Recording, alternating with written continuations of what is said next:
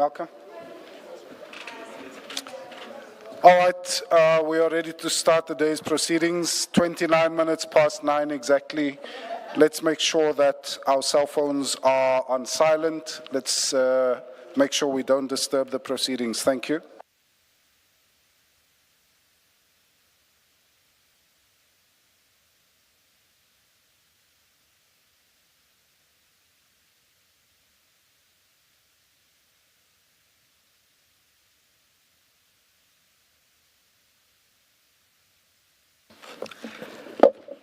Good morning, Ms. Sello.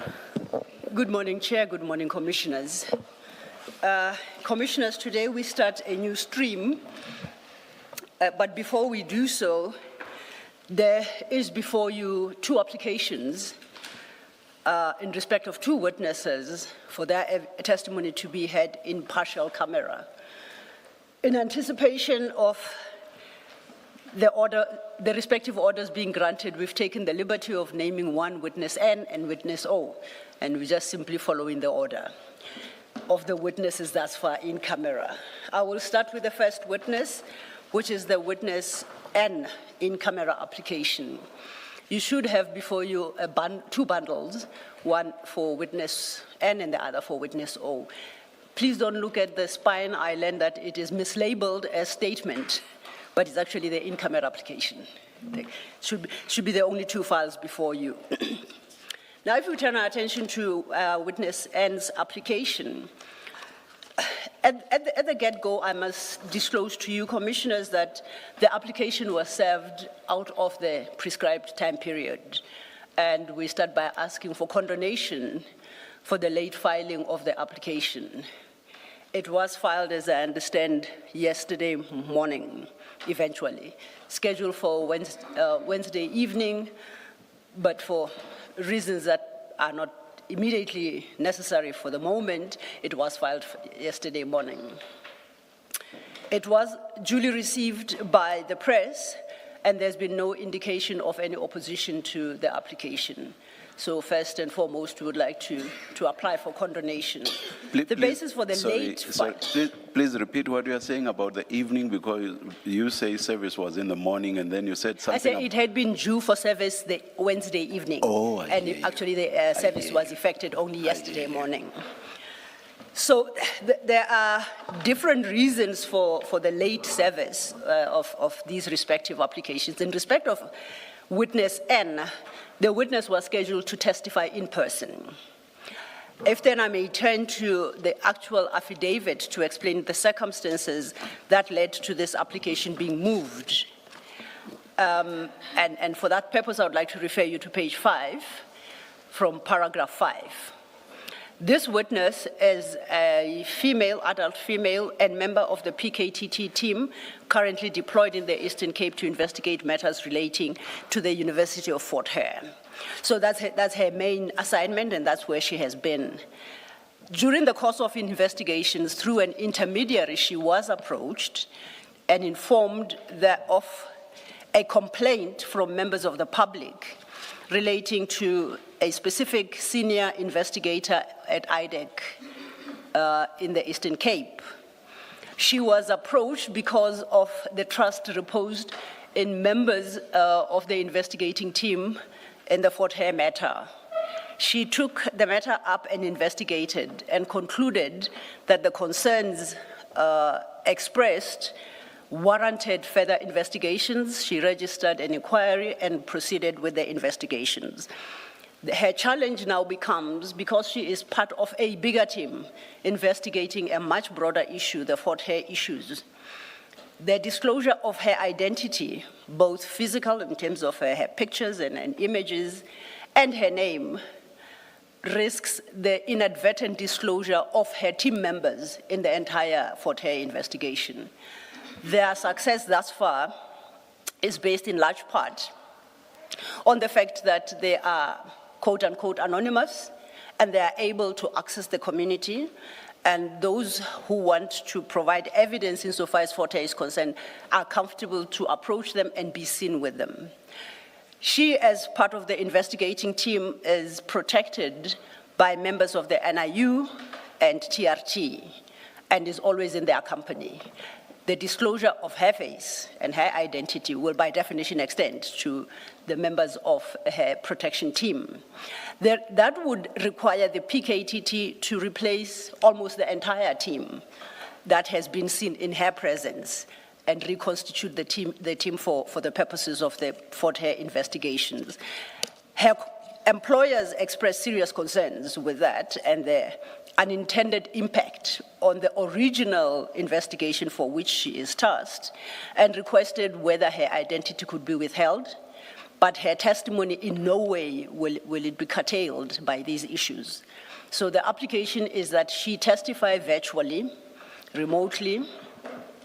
Her voice will not be distorted, her name will be withheld, and her images will not be distributed. And that is the application insofar as witness N is concerned, Chair.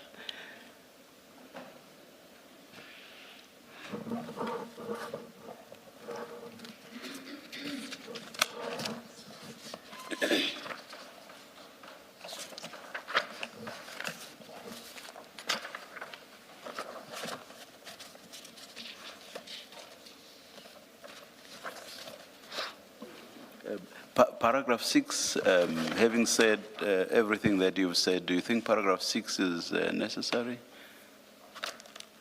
Of the notice of application or notice of... Of the notice or of the affidavit, Chair? Of the notice, Even seven. I agree with you. It's, It looks it's overly like broad. It defeats the very purpose of the application being made now. Her testimony is not subject to any non-disclosure, and her transcript would be freely available as any other, except under the new name of witness N. It seems. Absolutely, Chair. You simply used a precedent, I assume. Yeah, that's the risk of precedence, huh? Yes.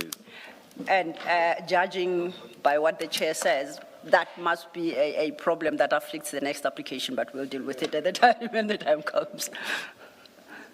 I take it you'll report yourself there. For, I'm happy to report myself, Commissioner, as long as I know what for misconduct.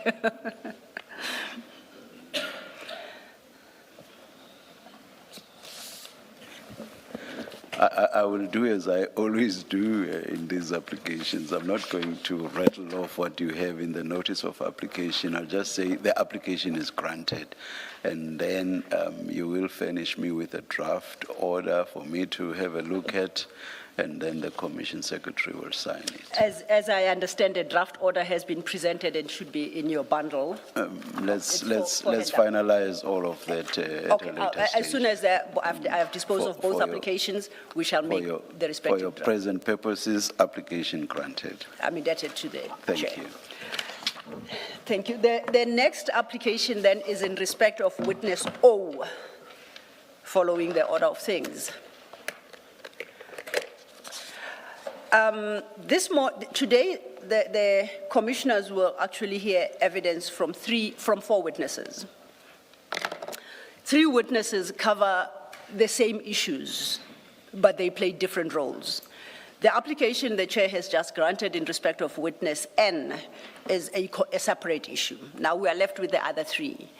Of the 3, 2 will be present in the auditorium to testify. These are investigators into an issue that had arisen some time back, but their investigations were triggered by a whistleblower. So effectively, the facts they relied upon to initiate the investigation are, for your purposes, we concluded hearsay. The original whistleblower is prepared to testify to confirm the correctness of the reports she had made to the investigators and any documentary evidence she may have given in support of her report. That whistleblower, however, is a member of SAPS, is currently in service, and has got serious personal concerns. One is she was eventually persuaded to report the matter, but only as a whistleblower, to enjoy the benefit of anonymity while shedding light on the concerns there may be. Her disclosure was then initiated in terms of the Protected Disclosures Act, and her name has not been circulated or published in any manner. She would like to assist the Commission to provide the necessary evidence, but would prefer that the anonymity extends. Since she reported the matter, she has had no negative reaction from, in particular, her seniors and her colleagues within the SAPS environment. She fears that if her identity is now disclosed, she may suffer pushback and some level of occupational detriment, including intimidation or any other that may eventually affect her employment. Her request is for the Commission to extend the protection afforded her by the Protected Disclosures Act and as a whistleblower, and not require her to disclose either her name or her physical identity. And it is on that basis that she moves the application for an in-camera. If the commissioners are inclined to grant it, the idea is that she, as with witness N, will be testifying virtually, remotely. Her voice will not be distorted. It is accepted that those people who are impacted by her evidence will know who she is. And that has always been the case, even during the stage of investigation. But the broader SAPS community doesn't know who she is, and that is what she is quite desirous to retain. And that is the sole basis for why she is in camera. She will take any questions that the commissioners may have for her, particularly because the investigators significantly relied on her own documentation and report, as long as the questions do not run the risk of disclosing her identity within the SAPS environment. That is the second application and the basis for moving it. And equally, it's partial in camera, and she's scheduled, I think, sometime today in the afternoon. I didn't hear you apply for condonation. Must I assume that yes, service was Service was late, and if the chair has regard to the notice of motion, once again we apply for condonation. I do see it signed 9 July. Yes, thank you for bringing it to my attention. Yes, the late delivery of this particular application was a delay in determining whether or not her evidence is wholly necessary before this commission, or whether it is sufficient for the investigators to run with the whistleblower report she had made. Some issues for clarification became apparent, and neither investigator could speak to those issues. She was quite reluctant to place herself on this platform, and it took some persuasion. And I think she was only the day before yesterday or yesterday finally persuaded with the necessary level of support to present herself before you. So this is a sort of a late determination to present this witness. But now we find ourselves in a position where her presentation of her testimony has got these attendant difficulties. Thank you, Chair. Thank you, Mr. Law.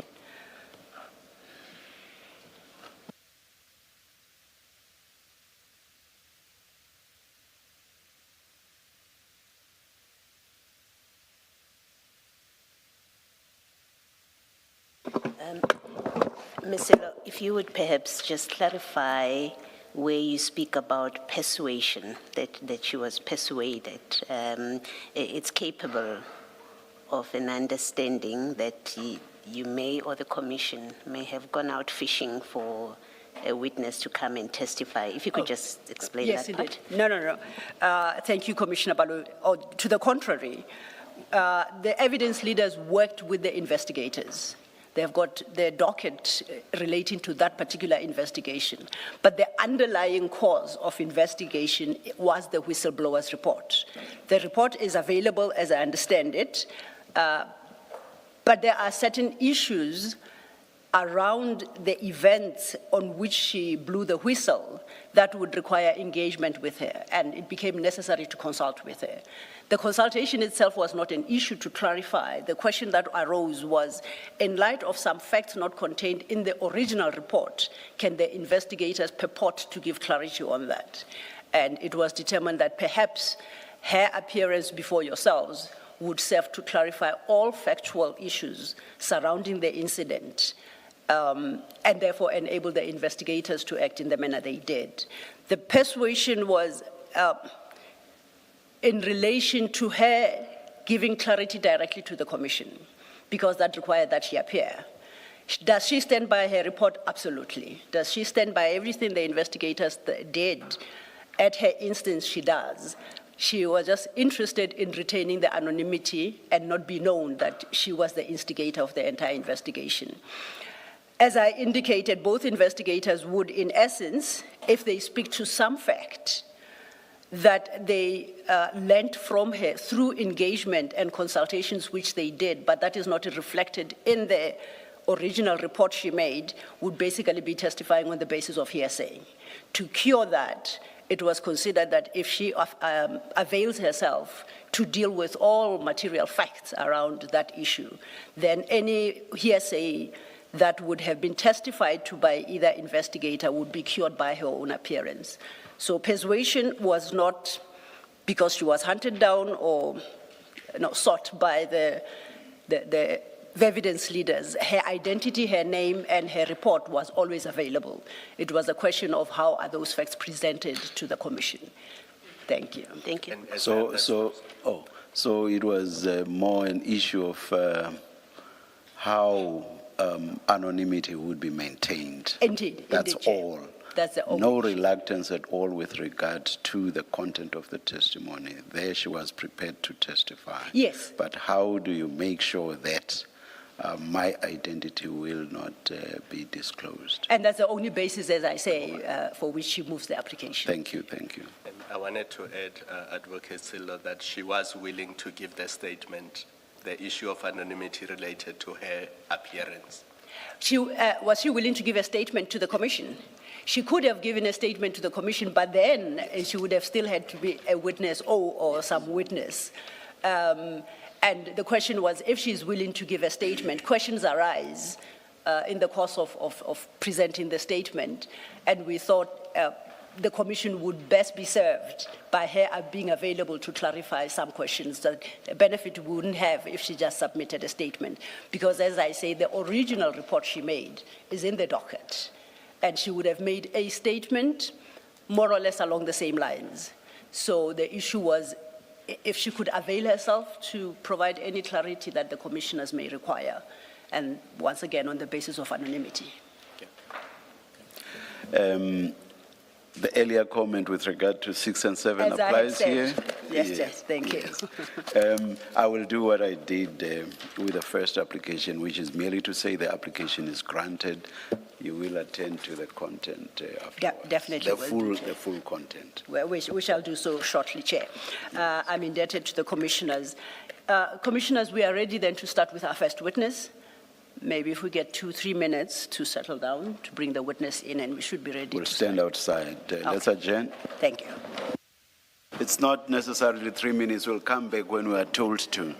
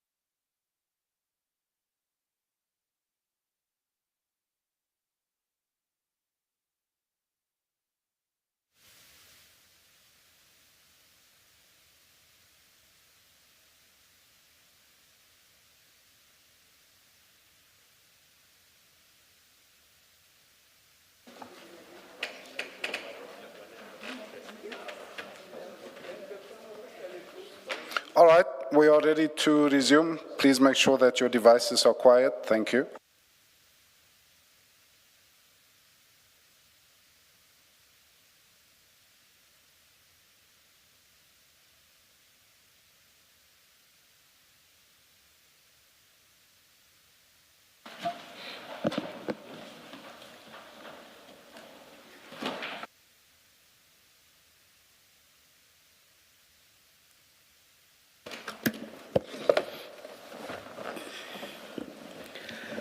Who's leading in this one? It's me, Chair. Good morning, Ms. Sigels Ncube. Good morning, Colonel Rulofsen. Good morning, Commissioner. Thank you. Good morning, Chair. Good morning, Commissioners. Chair, the first witness is retired Colonel Kobus de Meyer Rulofs, and he will take the oath. Colonel, do you swear that the evidence you are going to give is the truth, the whole truth, nothing but the truth? If so, please raise your right hand and say, "So help me God." So help me God. Thank you, Colonel. Thank you, Chair. Colonel, there should be in front of you two files. One is a small file with your witness statement, and then there's a second file that we will be using which says IDAC Exhibit Bundle, Witness Bundle. Yours should say Witness Bundle. Do you have it? Yes, I do have it. And then if I could ask you to go to the file with your statement, and if you can confirm that page 12 of that statement, the signature on page 12 of that statement is your signature.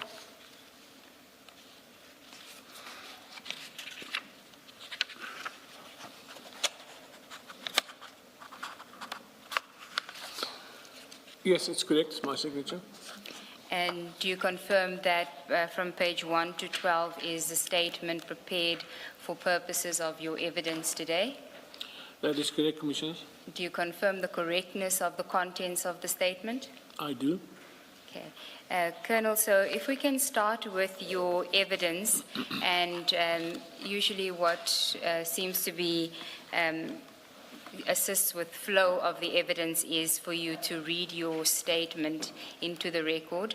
But of course, there will be instances where we will ask questions of you, and where you feel the need to elaborate or where you've failed to state something and want to now deal with it, you're more than welcome to do so at the appropriate time as you're going through your statement.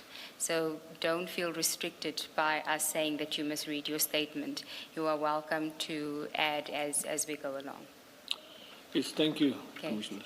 Shall we start at the introduction, which is paragraph 1?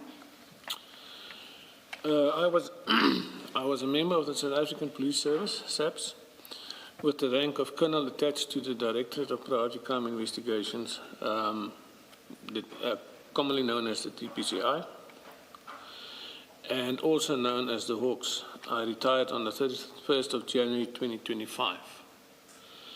In May 2020, I was part of a team. Maybe I must just clarify the team. The team just consisted of me and Captain McLean. Captain Mark McLean. Mark McLean, yes. Relating to this matter, there were a team placed at IDAC with more members of the DPCI, but in terms of this matter and CI, Crime Intelligence Investigation, it was just me and Captain McLean and myself. As part of a team placed at the Investigative Directorate of the National Prosecuting Authority, or now known as IDAC, with a special assignment to conduct investigations relating to inter alia state-owned enterprises. Captain McLean and I also investigated matters relating to Crime Intelligence Division, including the Secret Services account that we started in 2011. While conducting investigation into crime intelligence, we became familiar with crime intelligence officials who would provide us with information. At times, these officers would provide information into ongoing investigations or matters that we were not aware of. Is the voice carrying sufficiently? Colonel, can you please sit centrally in relation to the two microphones? Try to be central to. No, just you, yeah, centrally, yeah. And pull them as close as possible if they do come closer.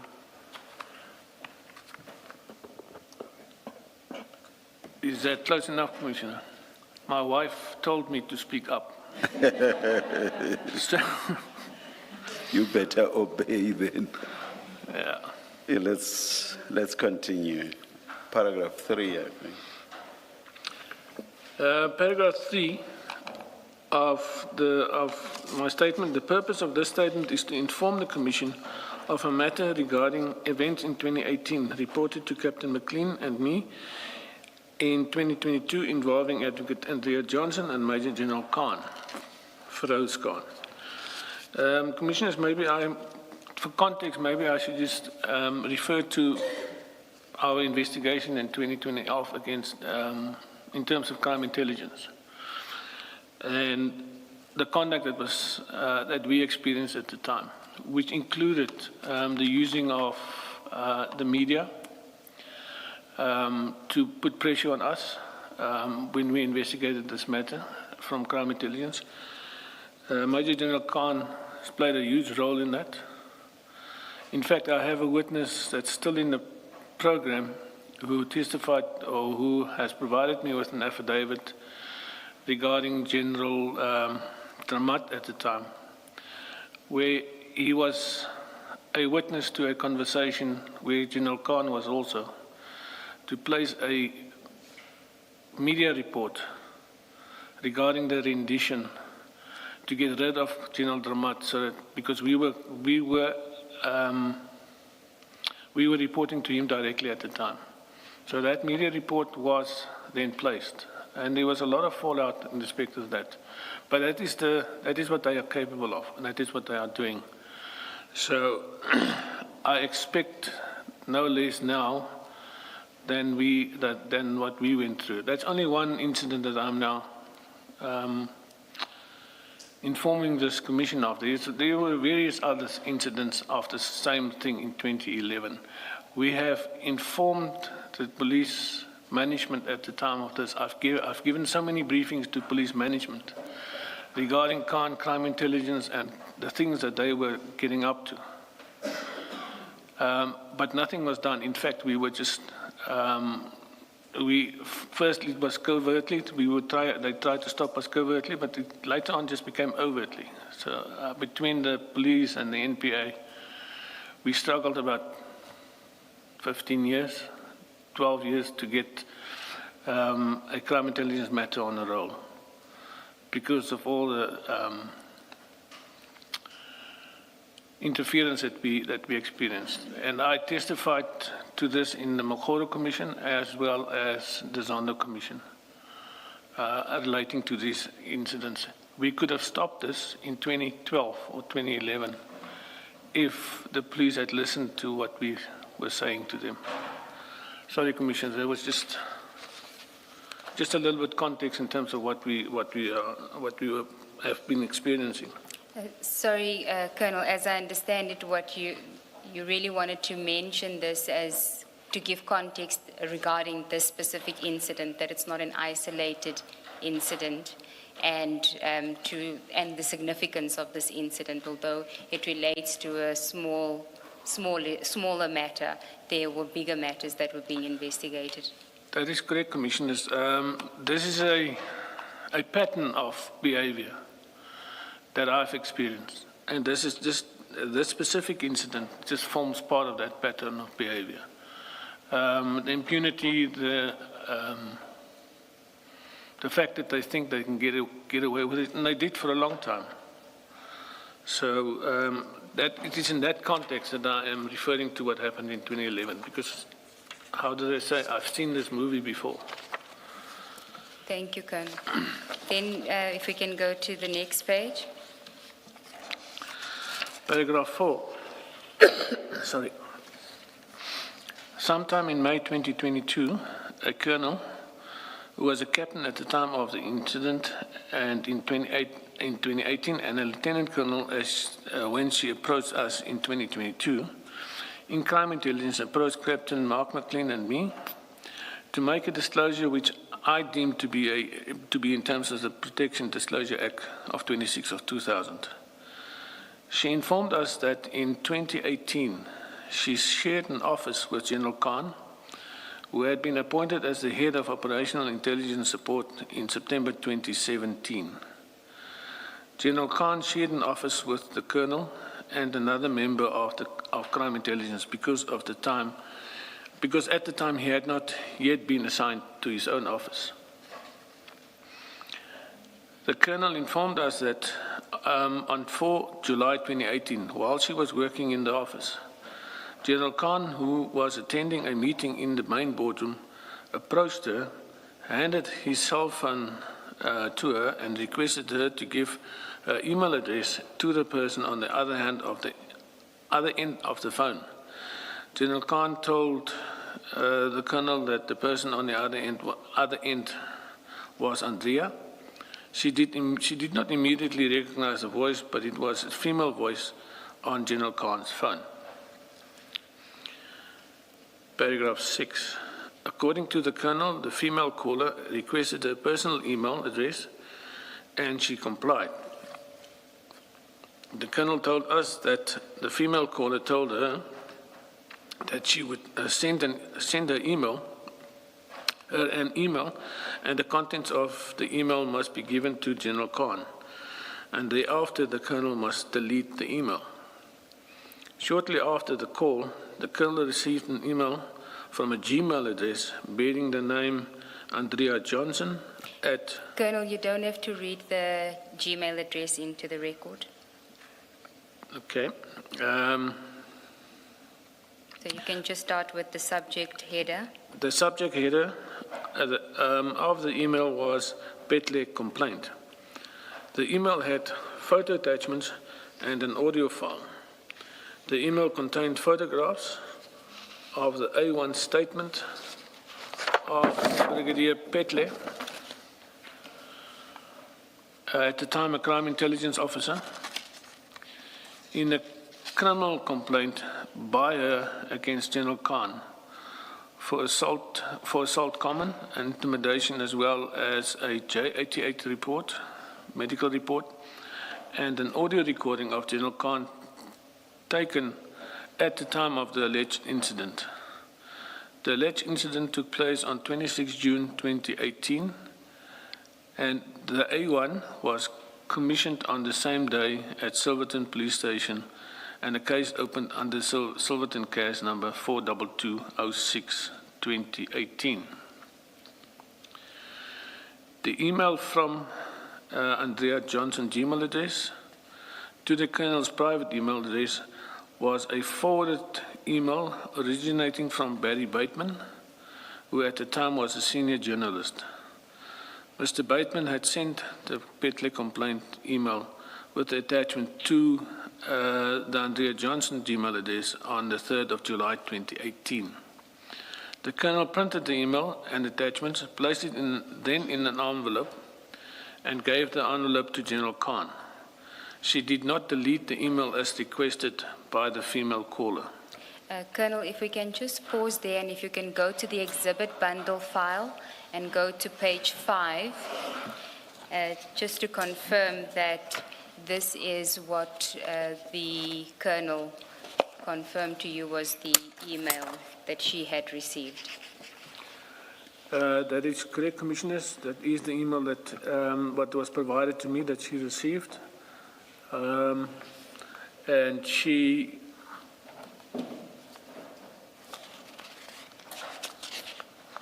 was able to retrieve the email from her email box. So on page 5, what we see is that at the top page, the top of the page, it says forward Petle complaint, and then it has Andrea Johnson and a Gmail email address to the colonel at her Gmail address, and it is sent from my iPad, meaning that the Andrea Johnson sent the email from her iPad, and the email is dated Wednesday, 4 July 2018 at 12:42 p.m. Correct? That's correct.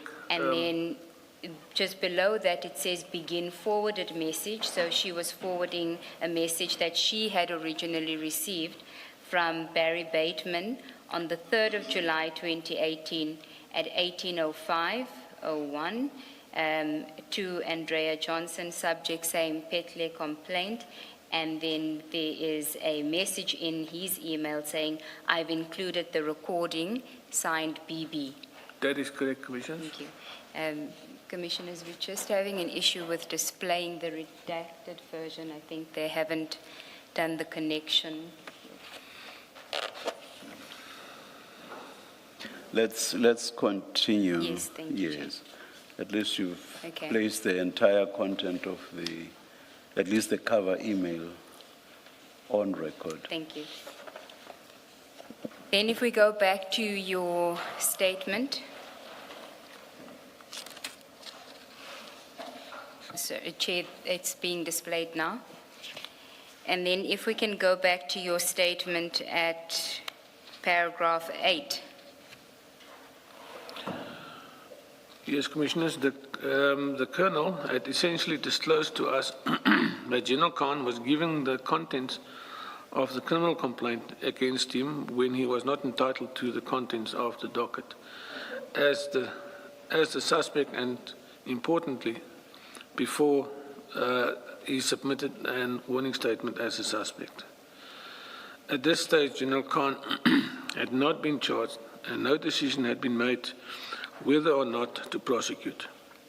The Colonel informed us that General Khan's statement in the criminal complaint was typed by another colleague in the office on the same day, and that the email was received and commissioned by her, the Colonel, also on the same day, being the 4th of July 2018.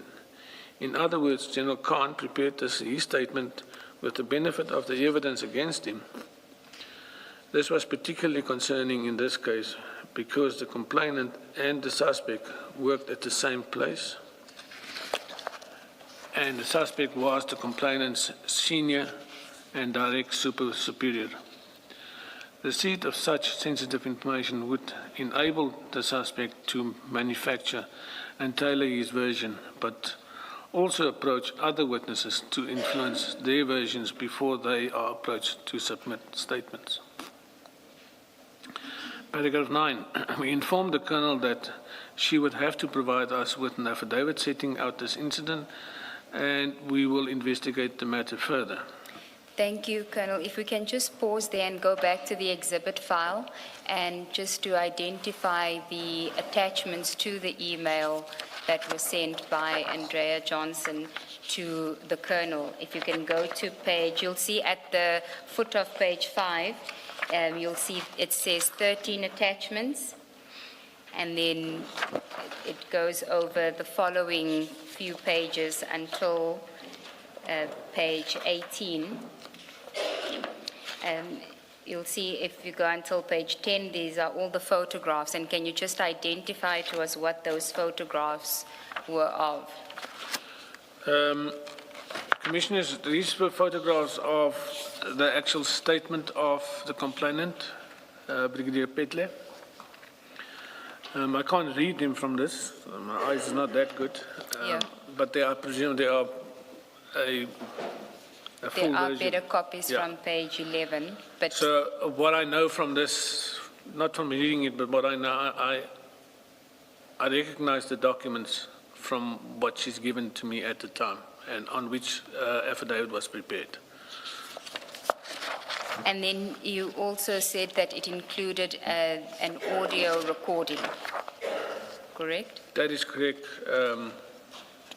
Commissioners. And I we think see the that audio- on page 10, the last attachment on page 10 says 2018-0703 audio with a number. 787, it's also on page 8, the top of page 8. Yes. Yeah, and then Now- there's also photos of the J88 that was inside the docket at the time. Yes, the J88 appears on page 9, the second last photograph on page 9. That is correct, Commissioners. Is it correct then that, especially when you make reference to the J88, that these documents would have been the content of a docket? That is correct. It's a proper description. That's correct, Commissioner. It would have been in the docket itself. Thank you. And then if I could just ask you, Colonel, why was it so concerning to you that the suspect in this case, General Khan, had been given the contents of the docket? I know you say there's issues about he may influence the investigation, but at which stage, I mean, we do know that if somebody is then charged as an accused person, they are entitled at some point to the docket. Why was it a concern that it was at that stage?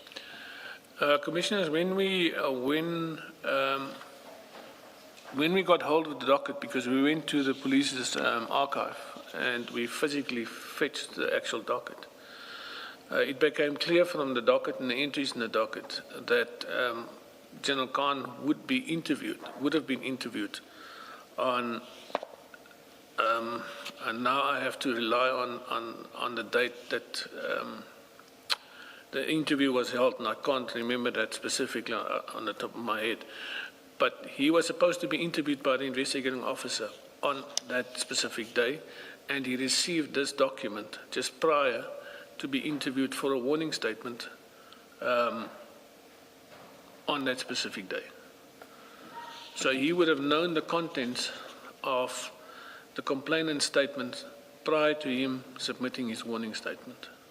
And to me, that's a huge red flag and a very huge concern, because you're not entitled to any statements at that point in time. You're entitled to what the charge is. And I think in this case it was assault common, happened on such and such a date. That is what you're entitled to. And they do give you that information when they take your warning statement. But to come to the investigating officer with a prepared statement, warning statement, seems to me that you had to have prior knowledge of your version of events based on the evidence that was given to you and on which you can base your affidavit. So that was my biggest concern. We can't sit and put our thumb on the scales of justice one way or the other. It has to be done correctly. In sum, you are saying having the complainant's statement, there was, at the lowest, there was the possibility of him tailoring his version in accordance with the content of the statement. Yes, Commissioner. In fact, I will go a little bit further than that, because there's no other reason as to why you want the complainant's statement beforehand. You want to see what she's saying or he is saying. Yeah. And you have to then, and you will tailor your version in so that it doves with what the complainant says. So it's difficult for me to understand any other reason for you doing it, because that's the only inference that I take away from this, and that is why it was so concerning. And I mean, this kind of modus operandi is being, I've seen this before, where suspects get access to documents prior to them having warning statements, or prior to them when they are supposed to be, when they're only entitled to have documents. So this does happen, and in this specific case, it did happen. How does that differ from a situation where before a witness testifies in court, that is a criminal court, they actually do get the statement? So in a sense, one could say or make the point that the situation is similar. So what's the difference? No, it's not similar, Commissioners. From my point of view, and I mean, as an investigating officer, it is very important to me to, when I do a warning statement, that I inform the suspect of the complaint, not what the witness was saying, because I need the suspect's version of events, if he is going to give it to me or not. That's a different ballgame. If he's not giving it to me, then obviously I can't take it further. But if he is willing to give it to me, I can't tell him beforehand what the suspect said, because it's unethical and it's not allowed. So, Thank you. Thank you. Can I just find out, in the normal course of events, when does a suspect become entitled to the contents of the docket? So if things are done procedurally, when does the suspect become entitled? Procedurally is when he's either represented or not represented, and the court and the case is before court, and there is a disclosure to the defense, either through his lawyer or to himself, the suspect himself. That is when you get entitled to the documents. So it's after you are charged, After you're charged. not during the investigation? That is correct, Commissioner. Thank you. But Colonel, at this point,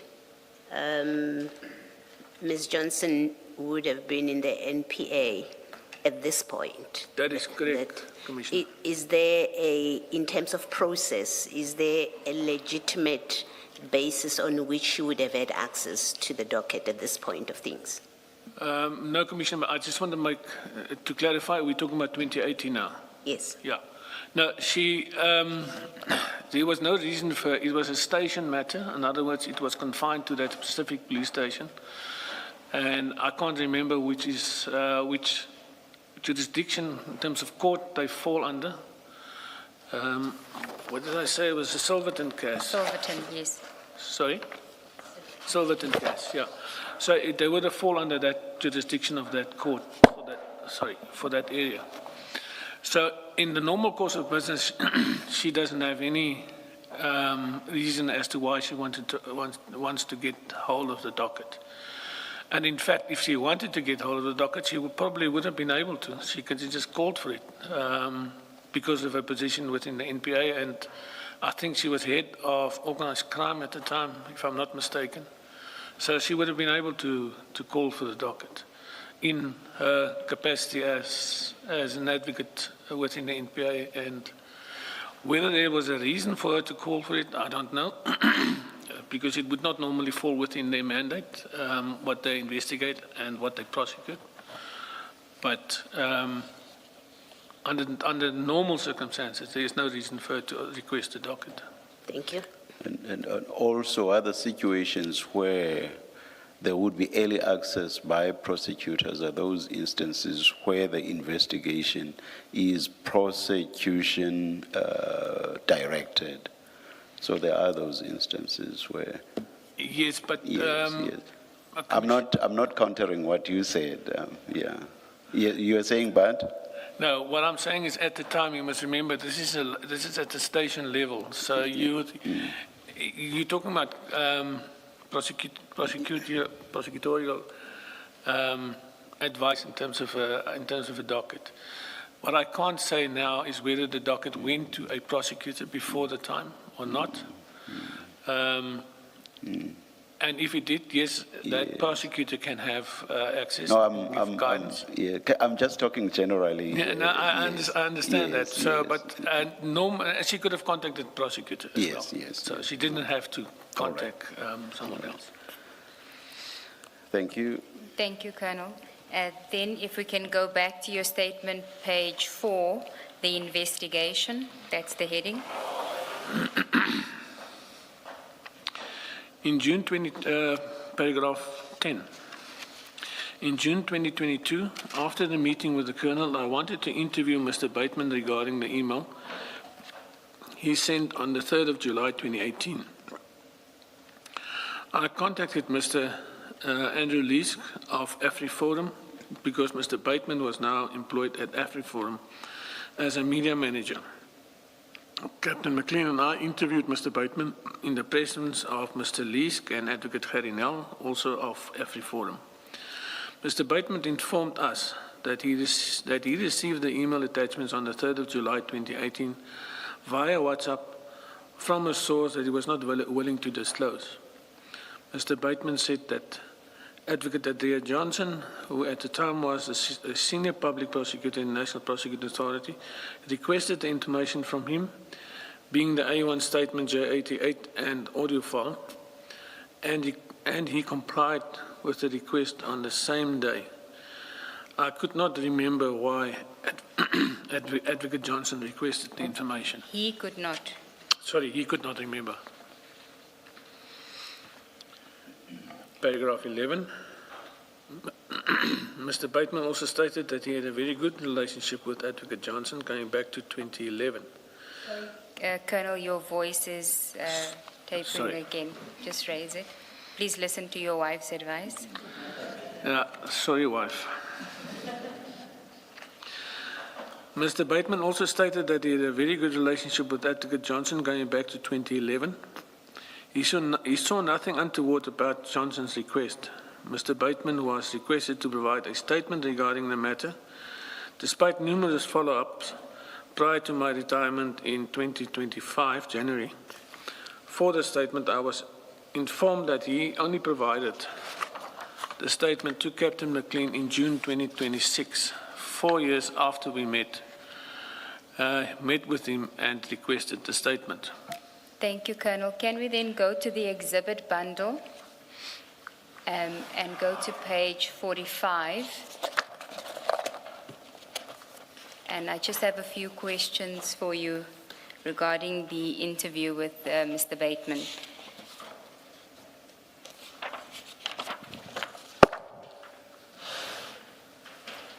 45, it says BB1. It is an attachment to Mr. Bateman's statement that he provided to Captain McLean this year, but I just want to deal with the attachment to that, which is the WhatsApp that he received from his source with the information, correct?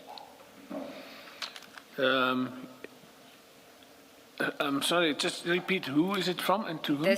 The BB1 is what Mr. Bateman indicated is the WhatsApp conversation where he received the information from the source that he eventually sent to Advocate Andrea Johnson. That's correct, Commissioners. And the first, you see it's on the 3rd of July 2018 at 11:08. The source sends the audio clip. And his message, Mr. Bateman's message is, what's this about? I make out a General Khan and Brig Petle. And then the next message is from the source, an incident between them. He allegedly also assaulted her with a pen. Case was opened, assault and intimidation. And Mr. Bateman then asks, when did this take place? The source says a week ago. And then Mr. Bateman says, how assault with a pen? And then you can see that on the left, the attachments are being sent, the same attachments that we looked at earlier, which is the A1 statement. That is correct, Commissioners. Now, can I just understand, so we're now in 2022 when you meet with Mr. Bateman, Mr. Liesk, is it Liesk? Liesk, yes. And Advocate Gerrie now of AfriForum. That is correct, Commissioners. And we understand, of course, Mr. Bateman's decision not to reveal his source, but did he explain to you how it came about that Advocate Johnson requested the information? How did he say that, how she knew that he had this information and had received it the very day that she requests it from him? Commissioners, he maintained from the first time that I saw him, he did not deny that he provided the documentation and the WhatsApps. What he couldn't remember at that time is why it was asked of him. But he confirmed it was asked by Advocate Johnson, but he couldn't remember as to why it was asked from him. He is explaining it in the sense that, we are in communication regularly, so it might be just he was giving her information, she was giving him information from what I understood. So it might be in that context. He can't specifically remember why she asked him. If But you she ch- was specific in terms of what she asked him, because otherwise he wouldn't have provided this.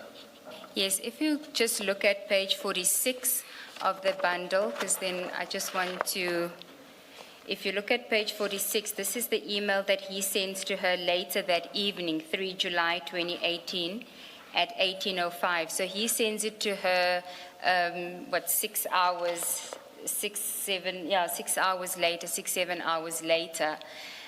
He receives it that same day.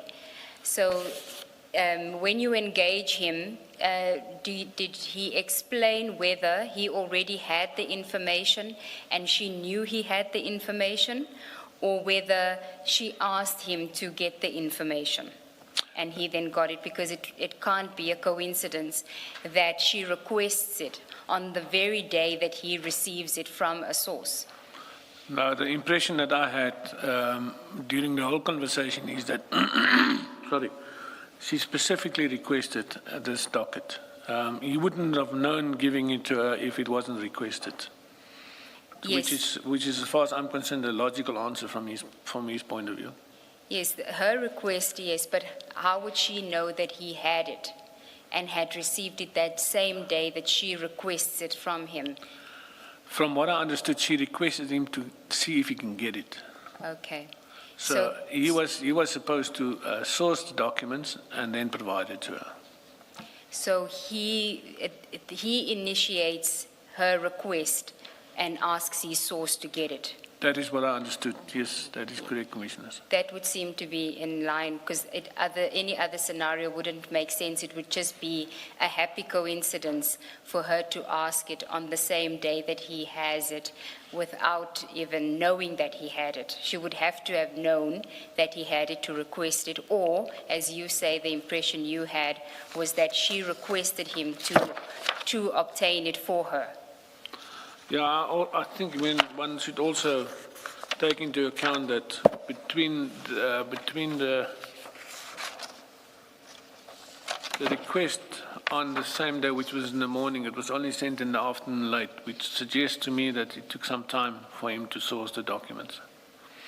Yes, but it would seem that on page 45, by 12 o'clock, at least, he already has it, because the attachments start coming in at 11:24. That is correct. Yes. Commissioners. And he gets the audio recording at 11:08.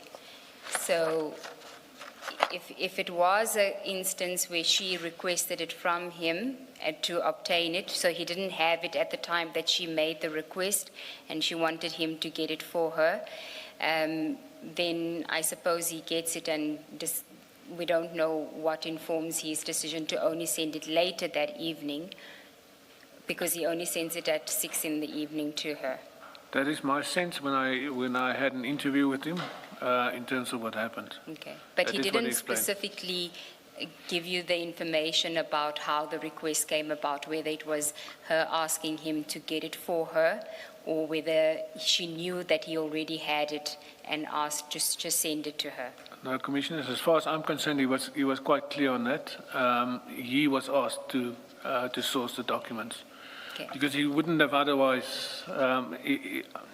I do not see a scenario where he would volunteer information like that to her. Mr. Mbuyiseli, because we have Mr. Bateman's statement, I think you should put on record what he says about this topic. And I know you've had the discussion with the Colonel and you have an account from his interview of Mr. Bateman, but I think in fairness to Mr. Bateman and for completeness of your discussion, you should put what he says. So it seems he deals with it from paragraph 5, maybe, and then On page 6 and 7. Yes. Commissioner Baloyi, the reason why I'm asking the Colonel is because that interview happens in 2022 and this statement is in 2026. So I just wanted to know, when he had the conversation in 2022, what was his version as to the request? Because in 2026, Colonel Rulofse wasn't around when the statement was taken. That was Captain McLean. I understand that, but Yes. because we do have the statement on this very topic that you're Yes. canvassing, I think it should be put to Okay. you.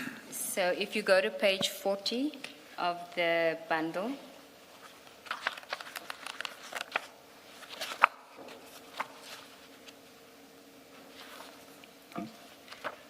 that's Mr. Bateman's statement, which he deposed to in June 2026. And at paragraph 5, he says, in July 2018, a voice recording and pictures of an affidavit deposed to by Brigadier Petle of the South African Police Services was sent to me. The recording was of a conversation between SAP's Major General Feroz Khan and Petle. 6, I received the information from a source whose identity I cannot reveal. I attach here to a redacted screenshot of the message. 7, I don't have any recollection of the circumstances that led me to send the recording and documents to Johnson. However, I can only infer that it was following a discussion and in response to a request from Johnson. I received the information and sent it to Johnson on the same day, 3 July 2018.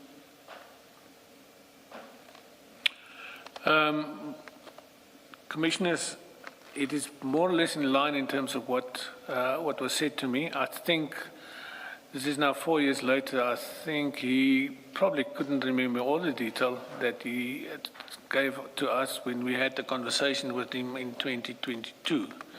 So, but it is in line, and that is how I understood it as to what had happened. There was a request, and based on the request, he would have provided the information. Thank you. We can go back to your statement.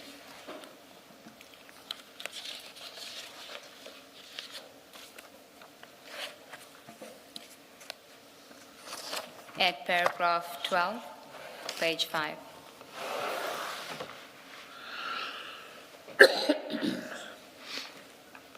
In August 2022, I received a statement from the Colonel setting out the events on the 4th of July 2018. At this stage, Advocate Johnson was the head of IDAC, where I was placed even though I was attached to the DPCI. I could not approach Advocate Johnson given the allegations of interference and defeating the ends of justice. At this stage, Captain McLean had also ascertained that the NPA decided on 15 December 2021 already not to prosecute the assault and intimidation docket. And the docket had been withdrawn from the CAS system on the 13th of January 2022. Colonel, what does it mean the docket had been withdrawn from the CAS system? It actually should read closed, Commissioner. What we have a cash administration system, which is an administration system for our dockets. So when the case docket is opened, it would be registered on the cash system. So at the end of an investigation, whether it is unfounded, whether a warrant of arrest was issued, you will then close the docket and it will be closed on the cash system. I think in this specific case, it was a nolli prosecute, if I'm not mistaken. So the docket would have been closed on the cash system as a nolli prosecute. But as I said, I don't have the docket in front of me, so I'm not sure exactly as what it was closed. But then it get archived. So that is in essence what happened. So there won't be any further queries on the administration system, bring forward dates and that kind of thing. But the docket will show that it's been archived, and you can go and find the docket there. So it doesn't mean, because that's how I had read it, because I don't know your systems. So when you say withdrawn from the CAS system, I had read it to mean it had been deleted from the systems. You wouldn't find it. It cannot be deleted. Okay. There will always be an audit trail, Okay. so you can't delete that. Thank you. Okay, page 5, paragraph 13 of your statement, Advocate Johnson's knowledge of the allegations against her. I decided to approach the national head of the DPCI, Lieutenant General Labia, for assistance because of the circumstances that I found myself in. I met General Labia in the last week of August 2022, but I do not recall the exact date. I informed him of the allegations contained in the Colonel's statement and furnished him with a copy of the Colonel's statement. I told General Lebeya that we needed the NPA to assign a senior prosecutor to the matter. I expected General Lebeya to request the NPA head, at the time Advocate Shamila Batoy, for a senior prosecutor to be assigned to the case. I could not take the matter to a lower court due to Advocate Johnson's position as head of IDAC. Advocate Johnson's position also placed me in a precarious position because I had been placed at IDAC in Advocate Johnson's office as part of a duty arrangements between the DPCI and IDAC.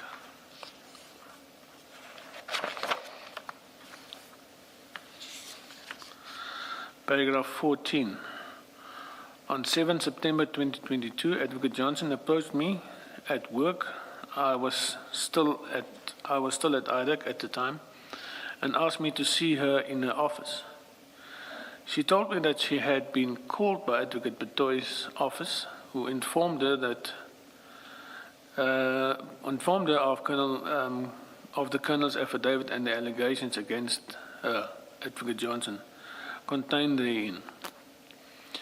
Advocate Johnson told me the name of the Colonel who deposed to the affidavit. I found it extremely concerning that Advocate Batoy would have told Advocate Johnson about a protected disclosure implicating her, Advocate Johnson, in wrongdoing. I also thought that perhaps Advocate Johnson was able to figure out the identity of the Colonel without Advocate Batoy informing her thereof. But then Advocate Johnson to continue to reveal that she knew the Colonel's affidavit was commissioned by Colonel Wittendal, and she relayed information contained in the Colonel's affidavit. She then told me that she read the Colonel's affidavit and that she denied any wrongdoing.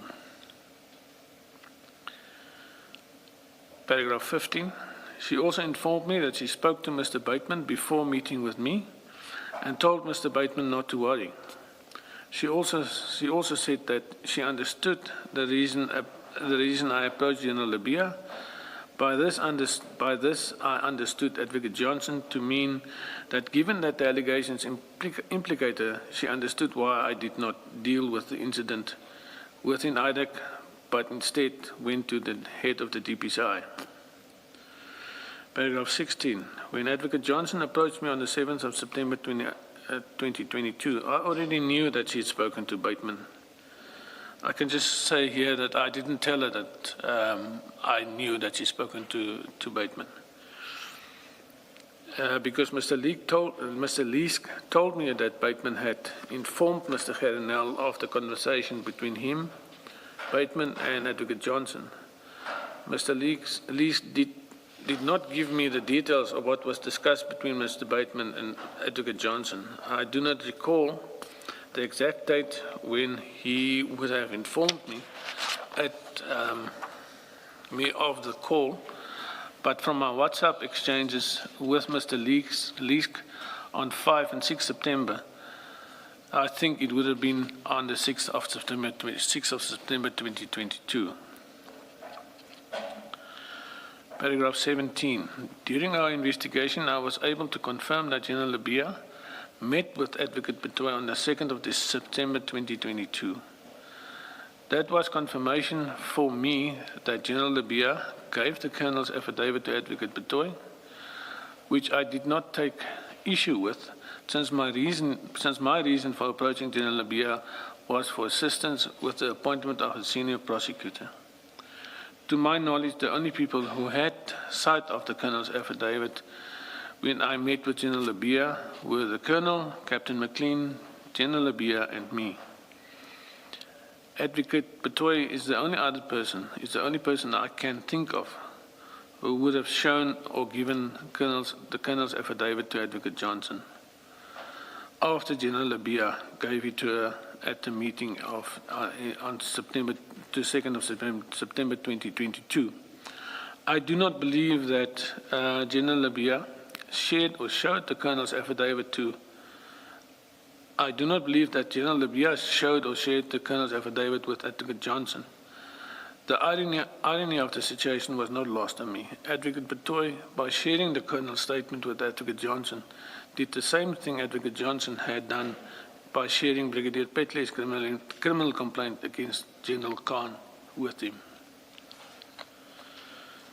Paragraph 18. Sorry, before you proceed, Colonel, in this discussion with Advocate Johnson, did you ask and did she say why it was that she forwarded the documents to General Khan? Did she say anything about that? Commissioner, she said nothing. I would have expected under the circumstances, if she was told, if she was given access to the affidavit of the complainant, of the Colonel, that I would have expected, that was my expectation. I mean, firstly, I didn't expect that it would have been given to her, but now it has been given to her. She had access to it. I would have expected the following reaction. Where can I sign the affidavit? Because this was done, I was duped by providing this information to him. I understand the problem, and I think I need to provide you with an affidavit to further your investigation. That is what I expected, because to me that would have been the right thing to do. But she did not touch on why she asked for it. She did not try to explain the situation. She just said to me, and I think it's quoted here somewhere, I didn't do anything wrong. And that is the extent of what she said. And apart from that, she was telling me about, she spoke to Bateman. She's now speaking to me. We both are witnesses in this matter. After that conversation with Bateman, it took us 4 years to eventually get Bateman's statement. So from where I sat, that call did in fact play a role in him not finalizing his affidavit.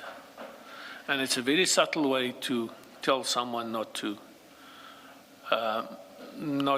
assist in an investigation. I mean, a mere fact, in one of the WhatsApps, she tells him, I'm giving you a heads up, the Hawks will come and talk to you. I mean, you don't do that.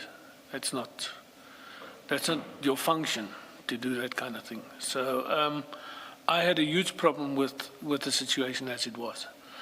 I've been fighting with the NPA, as I said, since 2011. So I've been through this process. I know that when the NPA is not going to prosecute or do not want to have a look at the docket or at the situation, they will not. So it took the matter that I was with, the Madlanga matter, it took it about 12 years to get into court. So I knew at that point in time when I had this discussion with her that we are very limited in terms of what we can do from now on, because I'm not going to risk the Colonel's career and life by continuing a situation that I now know for sure the NPA is not going to do anything about. So that is the position that I found myself in, and I was very upset by it. So, but it happens within our environment at times. So you have to deal with it. When she says, I did nothing wrong, when she says that to you, did you understand her to say, by forwarding these documents to General Khan, she did not consider that to be anything wrong about it? Was that your understanding of her? That was my understanding from the comment she made. Yes. So there was no explanation as to why. Because on the face of it, there cannot be, and that's my interpretation, there cannot be a good explanation as to why you did it, except if you didn't know and you were duped. And then I expect the other reaction, which I described earlier. Where can I sign the affidavit? Because I was put in a position where I was not supposed to be put in. And you get that normally with a lot of these cases that you investigate, had I known that scenario. So if she had known, then she would not offer assistance in terms of an affidavit. If she did not know, I would have gotten assistance. So That is how I see the situation. Thank you, Colonel. Thank you, Commissioner. Colonel, back to your statement, paragraph 17 on page 7. I have led many investigations into corruption by police officials within TAPS and with a specific reference to crime intelligence. I'm well aware of how important it is not to prematurely release the name of a witness. It puts the investigation into jeopardy and, more importantly, it has the potential to put the life of the witness in danger. This is amplified in this specific situation because General Khan and the Colonel were both working at crime intelligence in the same office at the time.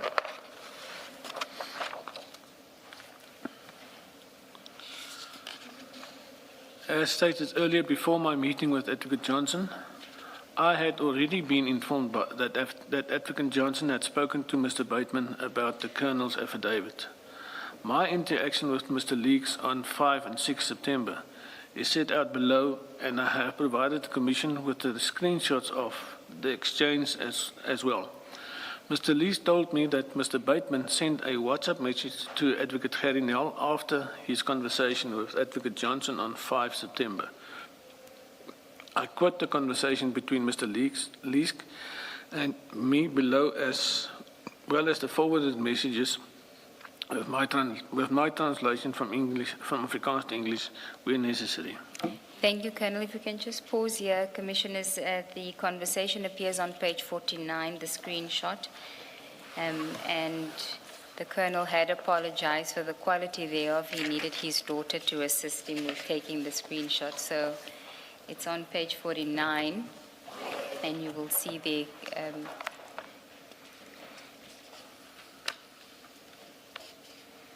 that is between you and Mr. Leesk on the...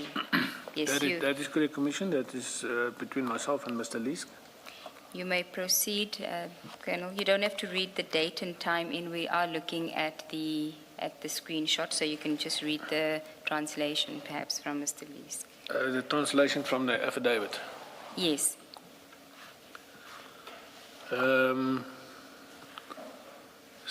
It says, Icobus, we need to talk, which is on the 5th. And on the 6th, there's a missed call from Mr. Leesk. And also on... I think you're now at paragraph 20, so there's the missed call, and then you explain what happened after there, because there's a gap between the missed call and the next message. So you can just go to your statement, paragraph 20. Paragraph 20, although I do not have a clear recollection at this stage, clear recollection. At this stage, Mr. Leesk and I must have had a telephonic conversation about the matter. I recall I was in Cape Town between 2 and 6 September 2022 and flew back to Gauteng on the 6th of September 2022. It would have been in the afternoon. I think it was during this call on either the evening of 5 September or 6 September 2022 that Mr. Leeks informed me of the conversation between Mr. Bateman and Advocate Johnson. I say so because after Mr. Leeks requested us to talk, he missed his missed call. The next message is from me asking which number was used, referring to the number that Advocate Johnson used to contact Mr. Bateman. During this call, Mr. Leeks told me that Advocate Johnson contacted Mr. Bateman to assure him not to worry. I remember asking Mr. Leeks to tell Mr. Bateman to immediately make a note of what he could remember and was discussed with Advocate Johnson. The WhatsApp exchanges continue below.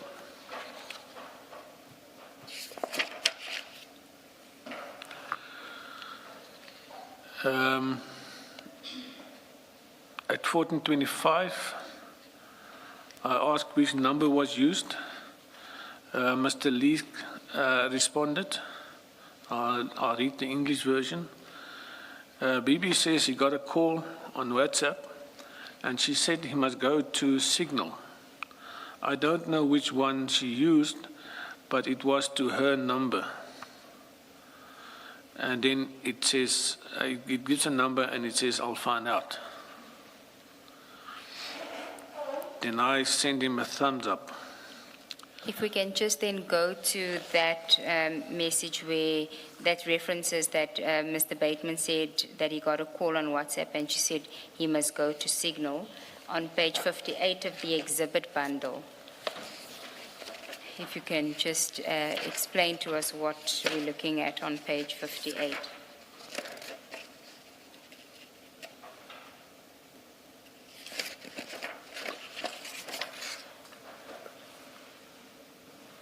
This is a screenshot or a photo that I took of, I think it's Mr. Bateman's phone, with the request by Advocate Johnson to go to Signal. The request from Advocate Johnson to Mr. Bateman To on Mr. Bateman. the 5th of September. That is correct. That's correct, Commissioners. I can also inform the Commission that on various occasions, Advocate Johnson was not only stating to me but to the office as well, you need to use Signal because WhatsApp is not as secure as you think, and she prefers to use Signal because it's much more secure. So I presume that's the reason why he was asked to go to Signal.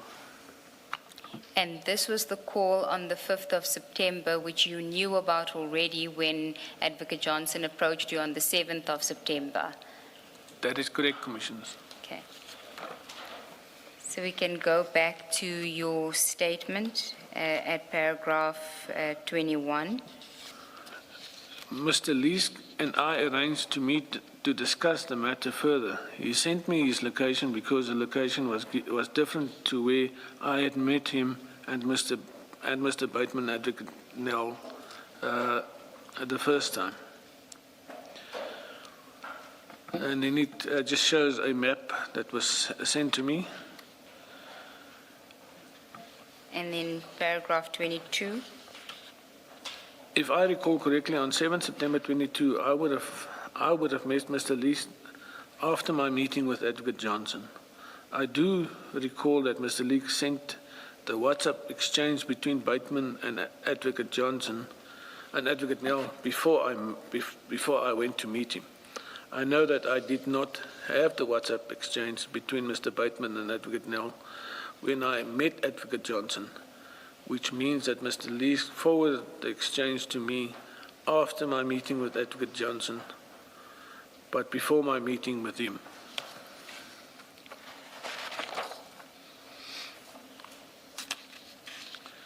Paragraph 23, page 10. Mr. Leesk forwarded the WhatsApp messages from Mr. Bateman to Advocate Gerinal on 5 September 2022 to me. These messages are quoted below. If we could go to page 51 of the exhibit bundle.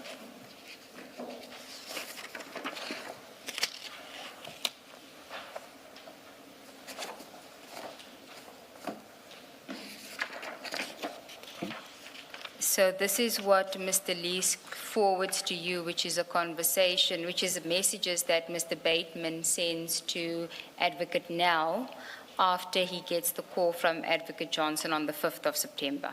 That is correct, Commissioners, after his discussion with her. Okay, if you can then just read from the forwarded, sorry, on page 51. Must I read from the actual Yes, I think it's document? easier, yeah. Okay. I'll just remind you that there is redaction, so I'll tell you when to stop. Okay, it starts as follows. Sorry to hassle you, Mr. Nell. Andrea just called me. Called to say she was called into a meeting with the NDPP. Libya had approached the NDPP last week with information. Then you don't have to read the next part. You can start again by, she has provided statement. She has provided statement about an email that I apparently sent in 2018, something about requesting information. Unclear. Andrea not worried.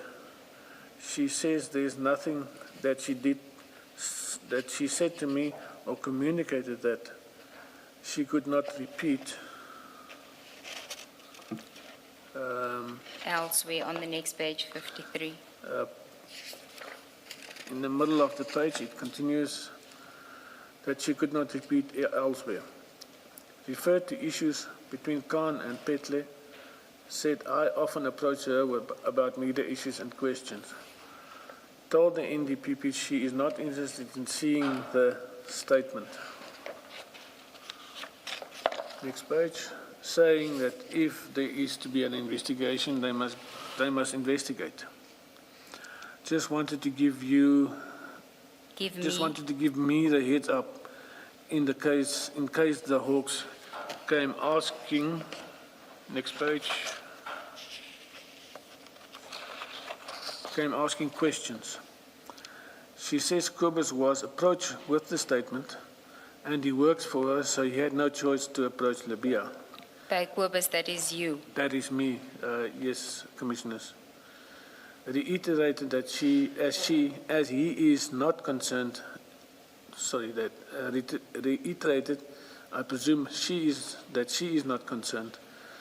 She has work to do and will get on with what she has to do.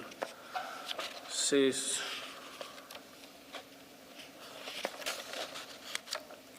Next page. says there is something, if there is something to explain, she will. Told me not to be worried. And then there's another photo of the phone itself. With the message to go to where the request is, are you on signal? That's correct, Commissioners. And this, Mr. Leesk forwards to you before you met with him. That is correct. Okay. Yes, Commissioners. Then if we go back to your statement at paragraph 24 on page 11. While I was in the meeting with Mr. Leesk, I took a screenshot of his phone containing the messages from Advocate Johnson to Mr. Bateman on 5 September 2022, where she asked him if he was on signal. Paragraph 25. Conclusion. I do not know as a fact that General Libya gave the Colonel's affidavit to Advocate Bateman. However, Advocate Johnson... Batoy. Advocate Batoy. However, Advocate Johnson told me that Advocate Batoy showed her the Colonel's affidavit when I met, in brackets, when I met with her on the 7th of September 2022. In Mr. Bateman's WhatsApp messages to Advocate Nell on 5 September 2022, he said that Advocate Johnson told him that Advocate Batoy approached her about the Colonel's affidavit. He says that Advocate Johnson told him she was not interested in seeing the statement. Mr. Bateman also mentioned in his WhatsApp messages to Advocate Nell and Advocate Johnson that that's Told me, him that I had no choice. no choice but to approach General Libya. This confirms to me that General Libya met Advocate Batoy and gave her the Colonel's affidavit. And thereafter, Advocate Batoy either showed or gave the Colonel's statement to Advocate Johnson. There is a part in one of the messages, and I don't recall reading it, in which Bateman, as part of his WhatsApp messages, says it's an issue between Khan and Petle. Now, that information could have only come from the affidavit itself. From the Yes, it is there. You did read it. Oh, I did, sorry. So if I did read it, I'm sorry. But that information was in the affidavit. Yes, it's So on if page you had- 53 of the screenshots. If you have access to the affidavit, you would have known that kind of detail.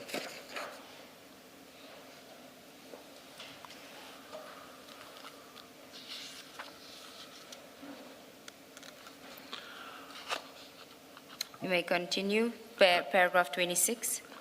On 31 January 2025, I retired from the South African Police Service. At that stage, we were unable to secure the appointment of a prosecutor to consider both Brigadier Petley's criminal complaint against General Khan and the allegations against Advocate Johnson of what I considered to be defeating the ends of justice.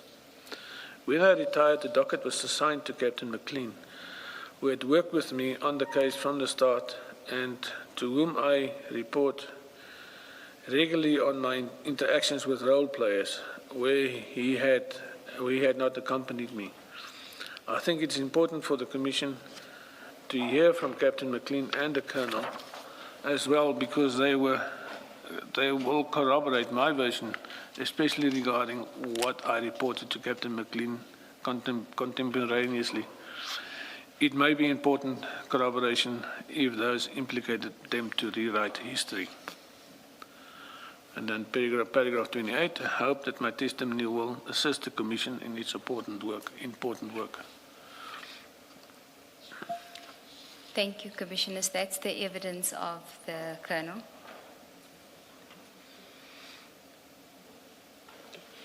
Colonel, when you met with Advocate Johnson on the 7th of September, did you mention to her, or did you get the impression, if you did, that she knew that this was a protected disclosure?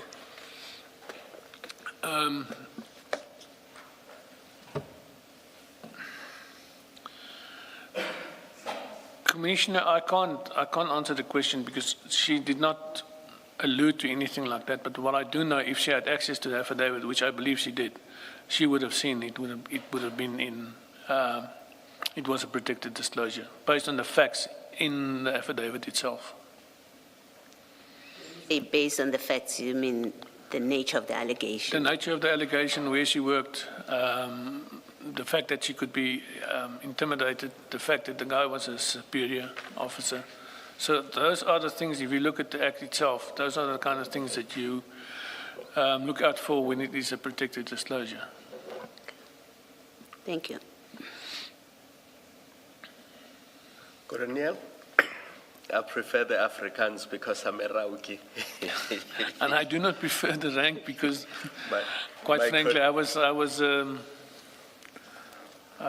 not a huge fan of the ranks within the police. The English and the Australians prefer Colonel.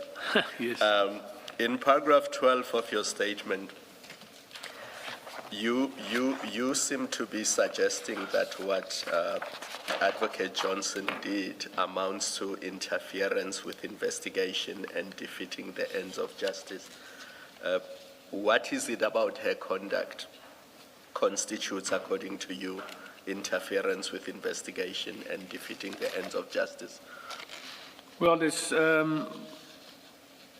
Commissioners, there's more than two issues, but the ones that comes to mind is the fact that she would warn a suspect before the time of, and provide the statement before that person is entitled to the statement, the suspect is entitled.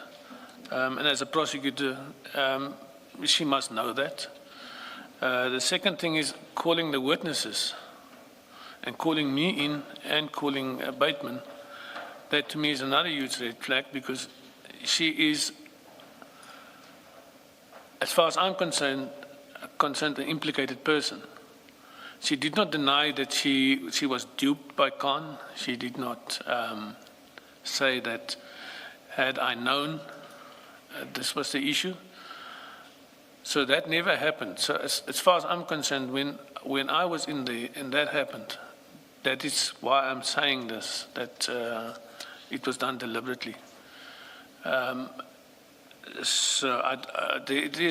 There's more than two things. It's also the effect of a call from someone of her stature to a witness saying to him, I'm giving you a heads up, the Hawks is going to come and talk to you. That to me is also not on. And then the second thing is to imply you don't have anything to worry about, sort of trying to comfort the guy. But why make the call in the first place?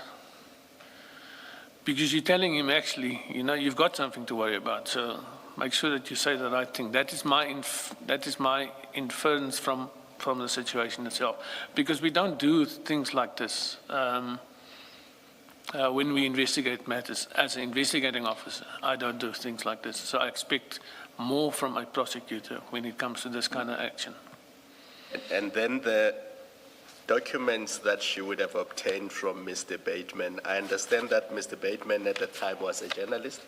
That is correct. So is it not fair then to say the documents or the docket or its contents were already in the public domain because the journalist already was in possession of them? Even the journalist himself could have given them to General Khan. I understand the question, but but the docket or the information in the docket is not supposed to be in the public domain. It got there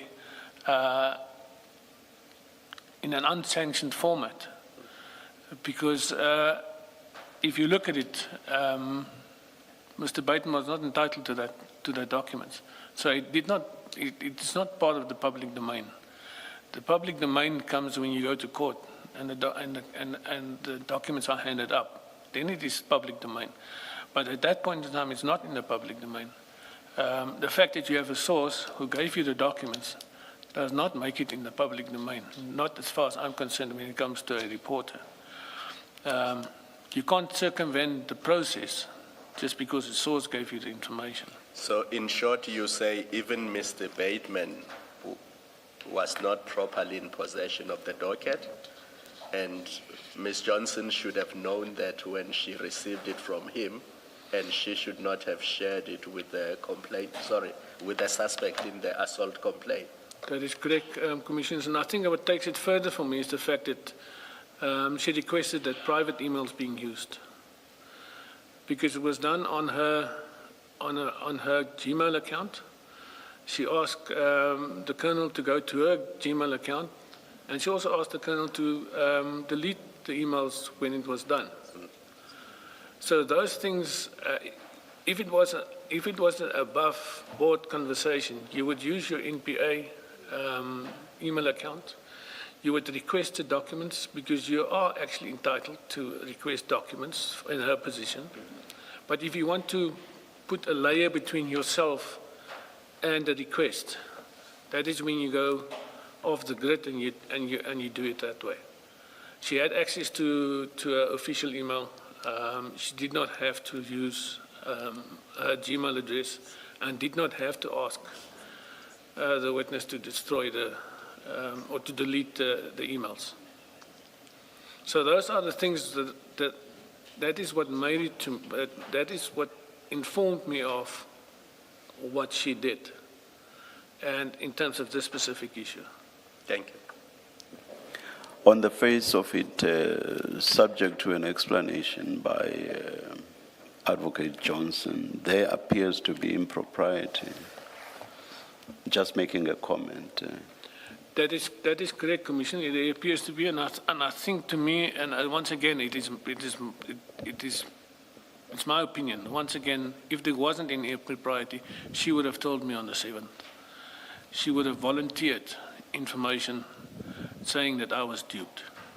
It might not look good, but it is an explanation, and we could have actually gone after General Khan, because what she is allegedly guilty of, he is also allegedly guilty of, because he sourced the documents from her.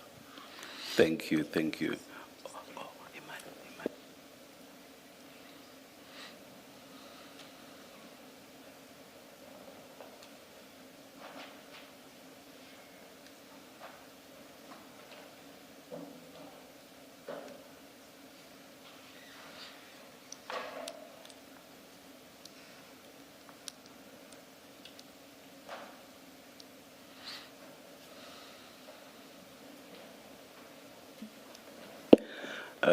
Ms. Sigels-Ncube, is there a reason why we did not listen to the audio that came with the email? Chair, we thought that we would play it when... When witness N, is it? Witness O. O. Yes, it's in the incorrect order, yes, Chair. Oh, all right. Or even all right. Captain McLean comes because he was the investigating But are there officer. issues of confidentiality with regard to it? Why should it not, why No. should the public not, No, there isn't, Chair. we will play it. The in witness, in yes. that case, should we not play it here? Or will it be played when, Chair, where Captain McLean comes because he's Yes, the current investigating officer. all right, no, that's fine, that's fine. I was just concerned if we played outside of this, No, we won't. this no. forum. In this forum, Chair. All right, all right. Colonel, at the end of paragraph 17, you read what you describe as the irony in the conduct of Advocate Baloyi vis-a-vis Advocate Johnson, that very last part of paragraph 17. Do you, in so many words, consider the conduct of Advocate Baloyi to have been inappropriate in the same way as well? I just want to be clear what it is you're saying about it. I do not know. I wasn't privy to the conversation between her and Advocate Johnson or between her and General Labia. But if she's read the affidavit that was given to her, and I'm talking about Advocate Baloyi, she would have realized that what she is doing then by showing that affidavit to Advocate Johnson, that is exactly the same that Johnson did with Khan. So I would have expected her to understand the situation, because what I would have expected from her is to appoint a prosecutor, and if she wanted to, institute disciplinary proceedings. That is what I would expect in the circumstances like this. But that didn't happen. So I was never contacted by a prosecutor. So as far as I'm concerned, there was never a prosecutor appointed. And there was no disciplinary proceedings after that as well. I was not contacted by the NPA for disciplinary proceedings. I mean, if you have an affidavit like that in front of you, you have to take some action. So, and the same applies to an explanation. If an explanation was given to her, I was duped. I didn't know what this guy was going to do with this. Then it is the same explanation that I expected her to give me, but it wasn't given to me. So I'm not sure what took place between the two of them, but I am sure that she should have seen the circumstances in respect of the affidavit of the colonel vis-a-vis the circumstances of the affidavit given to General Khan. I guess what I'm trying to get in very clear words so that there is no confusion about this is in respect of Advocate Johnson's conduct to General Khan, as it relates to General Khan, you unequivocally say there was interference with an active investigation. And what I'm seeking to clarify with you is, do you similarly express the same view about Advocate Baloyi speaking to Advocate Johnson about this investigation that you are now conducting into her behavior? Do you consider that to have been an interference in an investigation or not? Commissioner, it's a difficult question to answer because as I was not there, so I do not know her intent.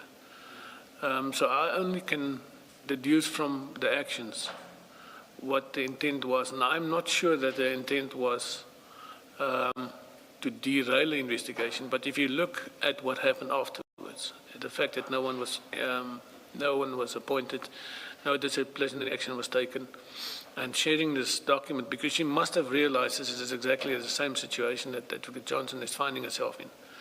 So under those circumstances, I have no doubt that, let me classify it, she made exactly the same mistake, if you want to call it a mistake, because it's not a mistake, as Advocate Johnson did by her actions. Thank you.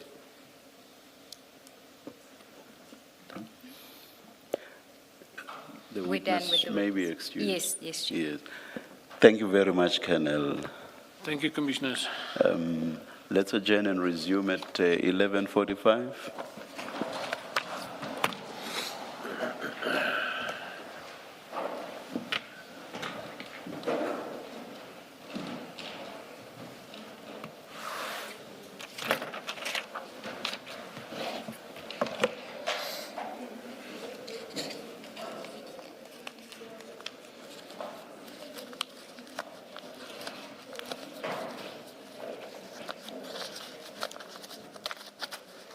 Hello.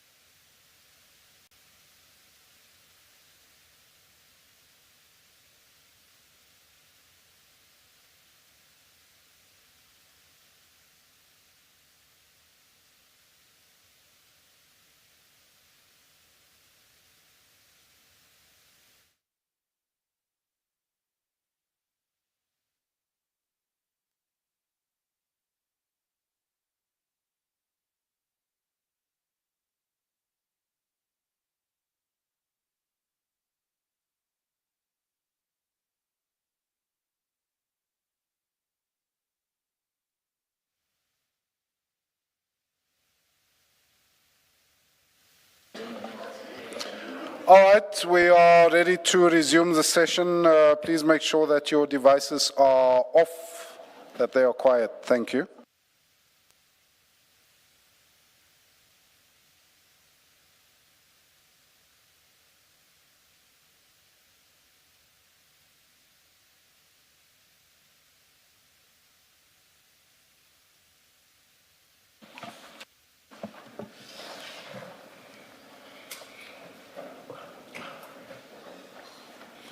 Is it still you? Yes, Ms. yes, Seegers Chair. Ncube? Yes. Good morning, Captain McLean. Good morning, Commissioners. Do you pronounce it McLean? McLean, not toothpaste, McLean, but the A out. I'm asking because when I was a student, we had a dean who was Dean McLean, but written exactly the same way. Same way. Yes. Yes. Thank you, Chair. Chair, the captain will take the oath. Do you swear that? Oh, please place your full names on record, Captain. Mark McLean, Thank you. Do you swear that the evidence you are going to give is the truth, the whole truth, nothing but the truth? If so, please raise your right hand and say, "So help me God." so help me God. Thank you, Captain. Thank you, Chair. Captain, in front of you are two files. The first one has a small file with your statement in it, and then the second file is an exhibit bundle. Just want you to confirm in the small file, page 8, that the signature that appears on there is your signature.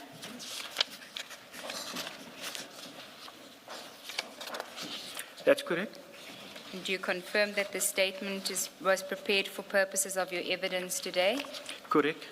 And do you confirm the correctness of the contents of the statement? It's correct, Commissioners. Thank you. Chair, given that Captain McLean is corroborating to a large extent Colonel Roelofse's evidence, we have agreed that certain parts of his statement, he won't read it, but he will basically summarize based on what Colonel Roelofse has done, has already testified to, and then he will continue at a certain point with aspects that only relate to him. And when we deal with what it is that the Colonel had given, the information the Colonel had given to him, we will then play the recording as well. Thank you. Captain, if we can then start with your statement on page 1, and you can read this part into the record, and then if there's any portions that you want to elaborate on or clarify, you can do so. You don't have to feel restricted. Thanks. Thank you, Commissioners. I am a member of the South African Police Services with the rank of a captain attached to the Directorate of Priority Crimes Investigation, also known as the Hawks. In May of 2020, I was part of a team placed at the Investigating Directorate, the ID, of the National Prosecuting Authority, also commonly known as IDAC, as part of a duty arrangement between IDAC and the DPCI, where we were assigned to conduct investigations relating to inter alia, state-owned enterprises, or state-owned entities.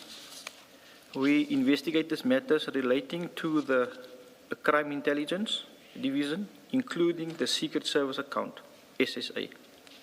While conducting these investigations into crime intelligence, the team became familiar with crime intelligence officials who would provide the team with information. At times, these officers would provide information on ongoing investigations or matters that we were not aware of as a team. Now, Captain, when Colonel Roelofse gave evidence, he mentioned that investigations had started as early as 2011. Were you involved in those investigations? That's correct, Commissioners. In 2011, I think it was March, it was a public holiday. We were informed to form part of a team coming up to Gauteng to investigate a murder of Opera Mogibi in Vosloorus against General Mgluli. at the time. Okay, and at that stage, was it just you and Colonel Roelofse? It was myself, Colonel Roelofse, Colonel Viljoen, Piet Viljoen, and Cathy Williams, Sergeant Cathy Williams. And just insofar as you mentioned the issue about the Secret Services account, was that also part of the 2011 investigation? Not right in the beginning, Commissioners. Like I said, as things progressed, because you are dealing with a murder of the then Divisional Commission of Crime Intelligence, the officials in crime intelligence will then, you get to know them, and then they will approach you with information. And that's exactly what transpired here. When you say information unrelated to... Unrelated to the murder, Commissioner. And then Colonel Roelofse mentioned something about, he said we could have stopped this in 2011 and didn't really elaborate. I think it was actually my fault that I didn't ask him to elaborate on. Do you have a view on that? Because I had engaged you on that issue as well, about 2011. Yes, Commissioners. Most of these issues that is arising now, that is coming out in at the Commission, not all, we already knew about some of these things in 2011. And it was brought to the attention of a lot of generals that something must be done. Can you just please explain these things? These things was the abuse of the Secret Service account. We opened, at that time, we opened 2 other separate cases that was running. One was against General Lazarus and Colonel Barnard. And then the other matter was General Barnard, General Lazarus, General Mgluli, and Colonel Barnard. The first one was on a Littleton matter against General Lazarus and Barnard for abusing the Secret Service account. What they did was they created within a service provider. I just wanted to get the nature, not necessarily details around. Thank you. Yes. Thank you, Commissioner. I think the Chair's question was more about what are these things that you say could have been stopped in 2011. Yeah. That was the context, not the actual cases that were investigated, but the reference to that this could have been stopped in 2011. Like I said, the abuse of the Secret Services account, the appointments, all of that was known to us in 2011. Okay. You may continue. Paragraph 3. The purpose of this statement is twofold. The first is to inform the Commission of a matter regarding events in 2018 reported to me and retired Colonel Roelofse in 2022 involving Advocate Andrea Johnson and Major General Farouz Khan. And secondly, to collaborate retired Colonel Roelofse's version of events. Okay, then can I just pause to ask you, so you go in May 2020 as part of the duty arrangement. Where are you based? Are you based at IDAC? Both myself and Colonel Roelofse at the time and the rest of the team was based at the DPCI in Cape Town. Okay, and then in May 2020, when you're now on the special assignment? It was myself and Colonel Roelofse who was placed at ID when they started to assist with investigations there. And at that stage, Advocate Johnson wasn't yet at IDAC? No, Advocate Johnson only arrived there in 2022. Okay. And your assignment was it specific to crime intelligence? Not specifically to crime intelligence, but also to state-owned enterprises. Okay. And at that stage, had you been aware of Major General Feroz Khan within crime intelligence? We were aware of General Khan, but not all the issues that came out in the commission at that stage. No, I'm just meaning the person, so he... Correct, we knew it. You may then go to paragraph 4 of your statement on page 2, and as indicated, this portion, Colonel Rulofse had given extensive evidence on the disclosure by the Colonel. If you could just, for purpose of corroboration, just summarize what transpired with the witness that disclosed the incident. Commissioners, at the time in, I think it was May, we were approached by actually General Jacobs, who informed us about the Colonel, who had information regarding an incident that took place in 2018 relating to Major General Khan and Advocate Johnson. And you were referring to General, did you say General Jacobs? It was referred to us by General Jacobs. And General Jacobs was... He was the head of the Division for Crime Intelligence at the time. The Colonel was working under him in his office as a staff officer. Okay, continue. We then approached the Colonel, and like Colonel Rulofse testified, we then requested a statement with all the necessary documents recording that she had that was sent to her. And just briefly tell us what it is that she had communicated to you. She informed us that in July of 2018, the 4th of July of 2018, she was in her office and Major General Khan was also there, but he was in a boardroom not far from her office, next to. He was in a meeting. He came to her office with his cell phone. He was talking to some person on the cell phone. He then informed the Colonel that it is Andrea on the phone, and that he then handed his phone to the Colonel.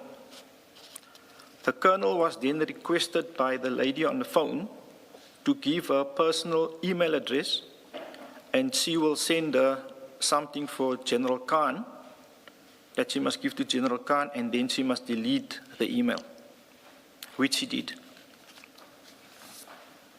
Okay, and she then provided you with the information. That's correct, Commissioners. And what was that she had provided you with? She provided us with a statement, her own statement, a statement of the A1 in a docket of Silverton 422 of 6/2018 and J88. And the email as well? And the email. Okay. And also the recording.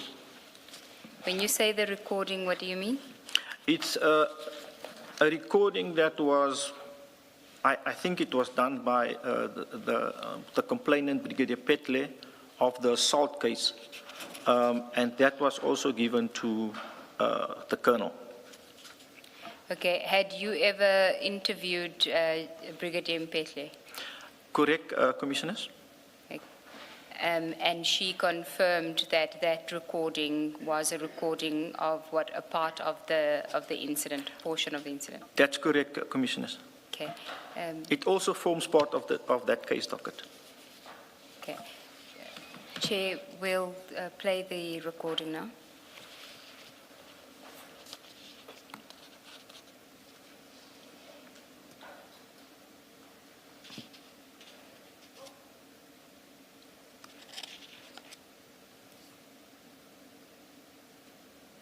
For your company and your workforce. When you're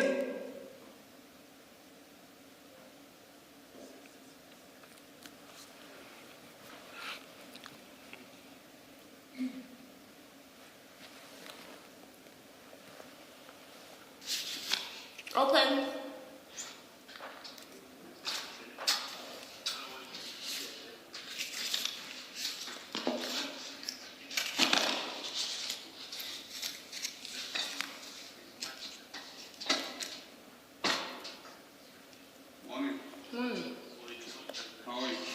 yourself. Can you close the door? No, leave the door. Why? What my reasons? But what will be the reasons? No, leave it. No, but you come here into my office and you just leave the door wide open. Close the door? No, but the door was closed. No, leave it open because I don't want tomorrow to be accused of anything. What would I accuse you for? What have I ever accused you for? About? Yeah, what have I ever accused you about? You see, this door, you can't talk to me in an open place. Let's go to another place. No, there's no other place. You can come in. No. You can come in. Why you don't want to come in? I don't want to come there because it's not warm enough. I've got my health reasons. No. Sit here and then close the door. No, I don't want Even if you don't close it fully, if you don't trust me, or you can get a witness. If you feel like... Call your witness, so you'll witness what I'm saying. Then you'll wait until I call my witness then. No, man, I don't need to listen. But you say call your witness, so how do I call when you're walking out? Where's Andy? Let's just be a witness. Where's Andy? If you're coming here to Not shout Khan, at I'm me... a general. Don't address me as Khan. That's the last time you call me Khan. You see now? You call me general. No, don't shout at me. You call me general. You don't call me Khan. I'm not your friend. I'm your commander. Do not address me as Khan. Am I clear to you? Am I clear to you? Do not address me as Khan. You have discipline. Do you know standing orders of the police? Are you familiar with standing orders? Are you familiar? Brigadier, I'm not Khan to you. I'm not your friend.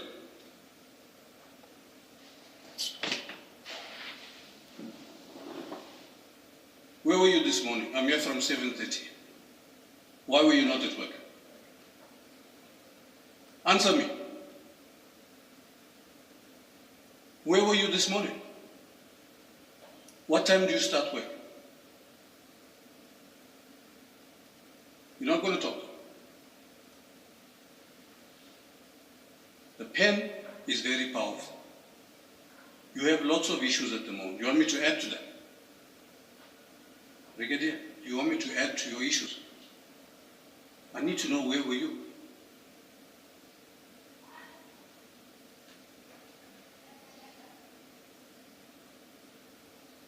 I need answers from you.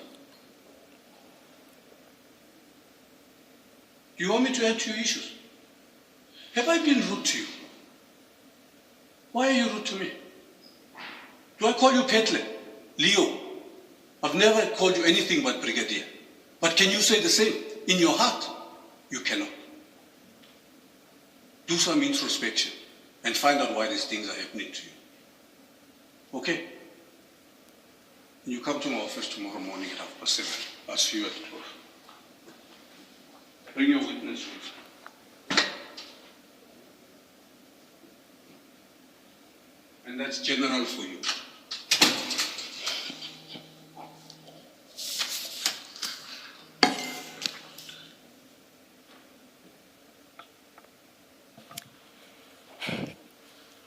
Thank you, Chair. That's the audio. Captain, could I ask you to please identify the female voice in the audio? The female is Brigadier Petle. And the male voice? Is General Khan. And when you interviewed General Petle, we know that one of the allegations was that there was assault. Did she tell you what had transpired? Commissioners, we didn't go into detail of what transpired because I have had listened to the recording and read a statement. So we basically just went over a statement of what transpired, and she confirmed what was in her A1 statement at the time. And to you, what did she say was the assault?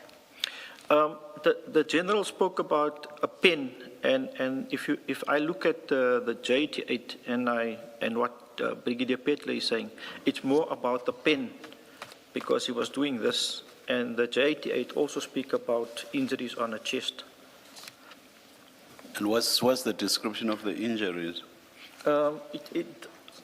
It just shows that there's marks, like if somebody pierces you with a pen, that is the type of injuries it shows on the J88.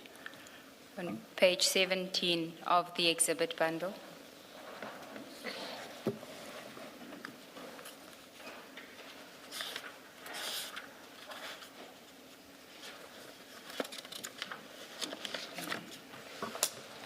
Captain, the J88 is completed by whom?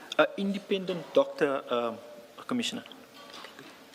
I must also state that when I went to fetch the initial docket, the original docket, the 422, some of the J88 pages is missing. So I'm following up with the doctor to see if we can get a proper J88.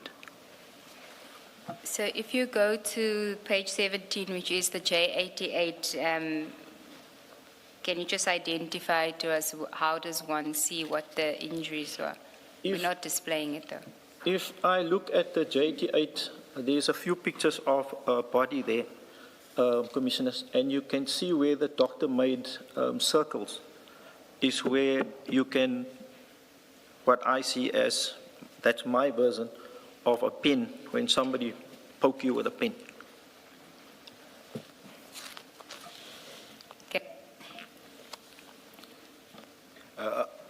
I'm looking at page 20. 17, No, 20, is that not where the doctor is explaining the nature of the injuries, perhaps?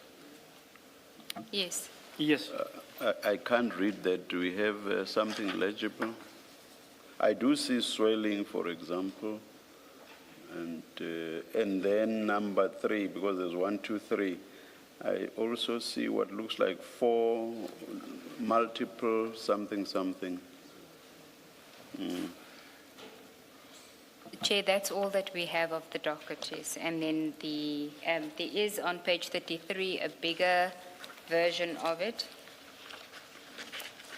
but it's still the same.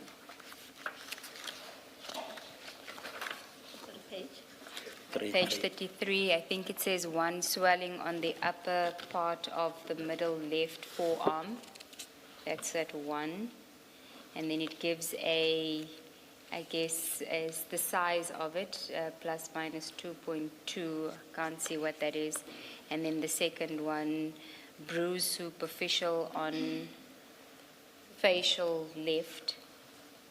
And then 3, 4 multiple small bruises on, and I can't read the rest. And then if you go to page 17, which has the markers of the injuries. We can go then back to your statement. So that is what was contained in the docket. Correct. Or what the colonel had given you as what she had received from Advocate Andrea Johnson. That's correct. Okay. And then if you can just then go to page 4 of your statement. I'm just sorry. I've just been trying to cross-refer here. I've gone back to page 17 because looking at number 2, which is what? No, number 1. The swelling, no bruise, number 2, superficial on, is that facial? And left. So I went back to 17 and I'm looking at what appears there. If you look at the top line, 1, 2, there's a circle there. Do you see that? On top of the head, correct, Commissioner. Yes, and it's on the left-hand side. That's correct. If this has not been filled in, would you ordinarily have the circle that we see there? No. Or is that circle that is the doc where the doctor will say this is where injuries. When he examines the patient, that is where he shows. Then the doctor makes that as an indication. All right, I just wanted to. All right. Thank you, Chair. Thank you, Ms. Sigurd.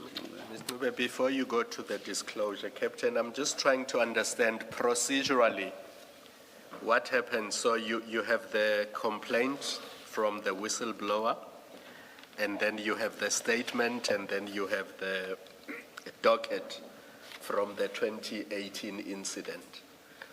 What do you do now? Do you open a separate docket dealing with what the whistleblower told you Advocate Johnson did? What exactly do you do? Is that a new case, or do you open a new docket? Correct, Commissioner. What do you do? So what we did in this case, with any other case, we don't use the original case docket that is there. We try to preserve that as it is for the court to see what was in that case docket. So what we did in this case, we opened an inquiry into the matter. And in that inquiry, I didn't even want to place the statement of the colonel in that inquiry. I just wrote up the investigating diary, although I know I had the original statement. So that is how we proceeded with this. So you open an inquiry, and then it has an inquiry number? Yes, 8 of 9/2022.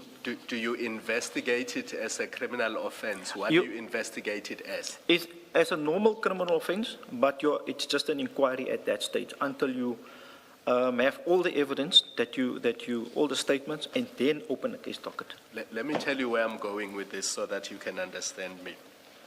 There's a suggestion by a witness before you that once your investigation started, how the content of the whistleblower statement was shared between DPCI and the NPA and Advocate Johnson may in itself have been improper. So what I'm trying to understand is, if it's a normal inquiry as opposed to a criminal investigation, is there anything untoward with this? We don't have an issue because we requested, the reason we gave that copy of the statement to General Labia is to request a prosecutor from the MPA to assist us, to guide us in the investigation, and also to get our Section 205s authorized, because otherwise we couldn't get anything done. That's the only reason we did it that way. Right. But there's nothing untoward. But where it becomes a problem... Sorry, I know Advocate Ngube is getting to that. I just needed to understand, is it a criminal investigation or it's an inquiry? It's the difference between the two, you've clarified. It's a criminal investigation. The one is, it's just got an inquiry number, and the other will have a case number when the investigation is finalized. Thank you, Captain. Page 4 of your statement, the investigation. Paragraph 10, you can read there. In June of 2022, after meeting with the Colonel Roelofse and I met with Mr. Andrew Leesk of AfriForum and Advocate Gerry Nel and Mr. Bateman. As an aside, Advocate Nel and Andrea Johnson worked together at the MPA at some point, and most notably on the prosecution of Oscar Pistorius. I can add there, at that time in 2011, Advocate Johnson also worked with us when we did the General Mgluli matter, the fraud and corruption matter, but later she withdrew from all activities on that investigation. Obviously because her husband is working for crime intelligence. Junaid Johnson. Okay. I have read Colonel Roelofse's statement submitted to the Commission and confirmed that my recollection of the meeting is the same as his, as contained in his statement. In particular, I want to highlight that Mr. Barry Bateman told us that Advocate Johnson had requested the information, the Petle criminal complaint, from him.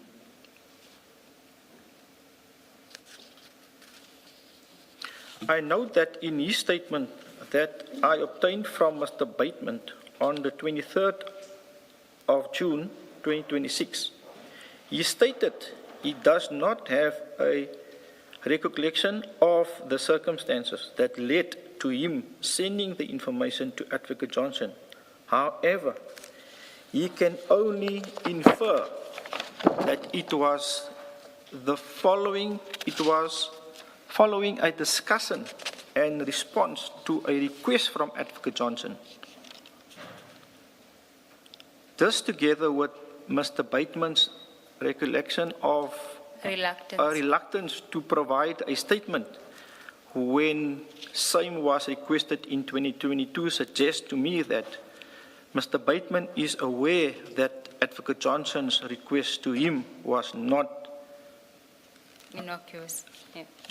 Now, can I just ask you, at the time when you asked Mr. Bateman for his statement in June 2022, had he prepared something? Did he give an undertaking that he would prepare a statement? Why did it take 4 years to secure that statement? We did have, Colonel Roelofse did get a draft statement from Mr. Barry Bateman, but there was questions that we had relating to the events and how it occurred. And we wanted his downloads of the cell phone.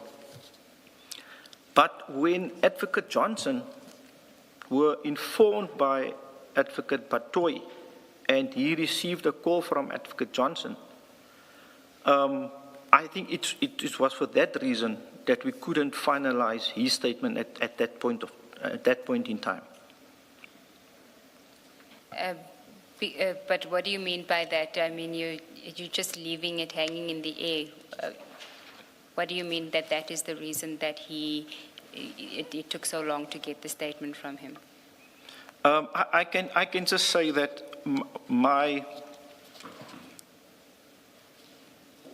what I think Mr. Bateman was doing was to see whether there is anything is going to happen with the investigation before finalizing his statement. Because if I was in his shoes and he's trusting the police, he is informing us of the information that he received or the request that he received. Now all of a sudden, the same person who he gives the information about is phoning him. I will also perhaps just wait until something will happen from the MPA side. But he didn't express to you the reason why he was delaying with the statement? Not at all. Okay. And do you recall how many times you would follow up to get the statement from him? Quite a few times, but I must say that Advocate Gerinel and Mr. Least assisted me a lot in this matter to get the statement finalized. Okay. Then you can continue with your statement.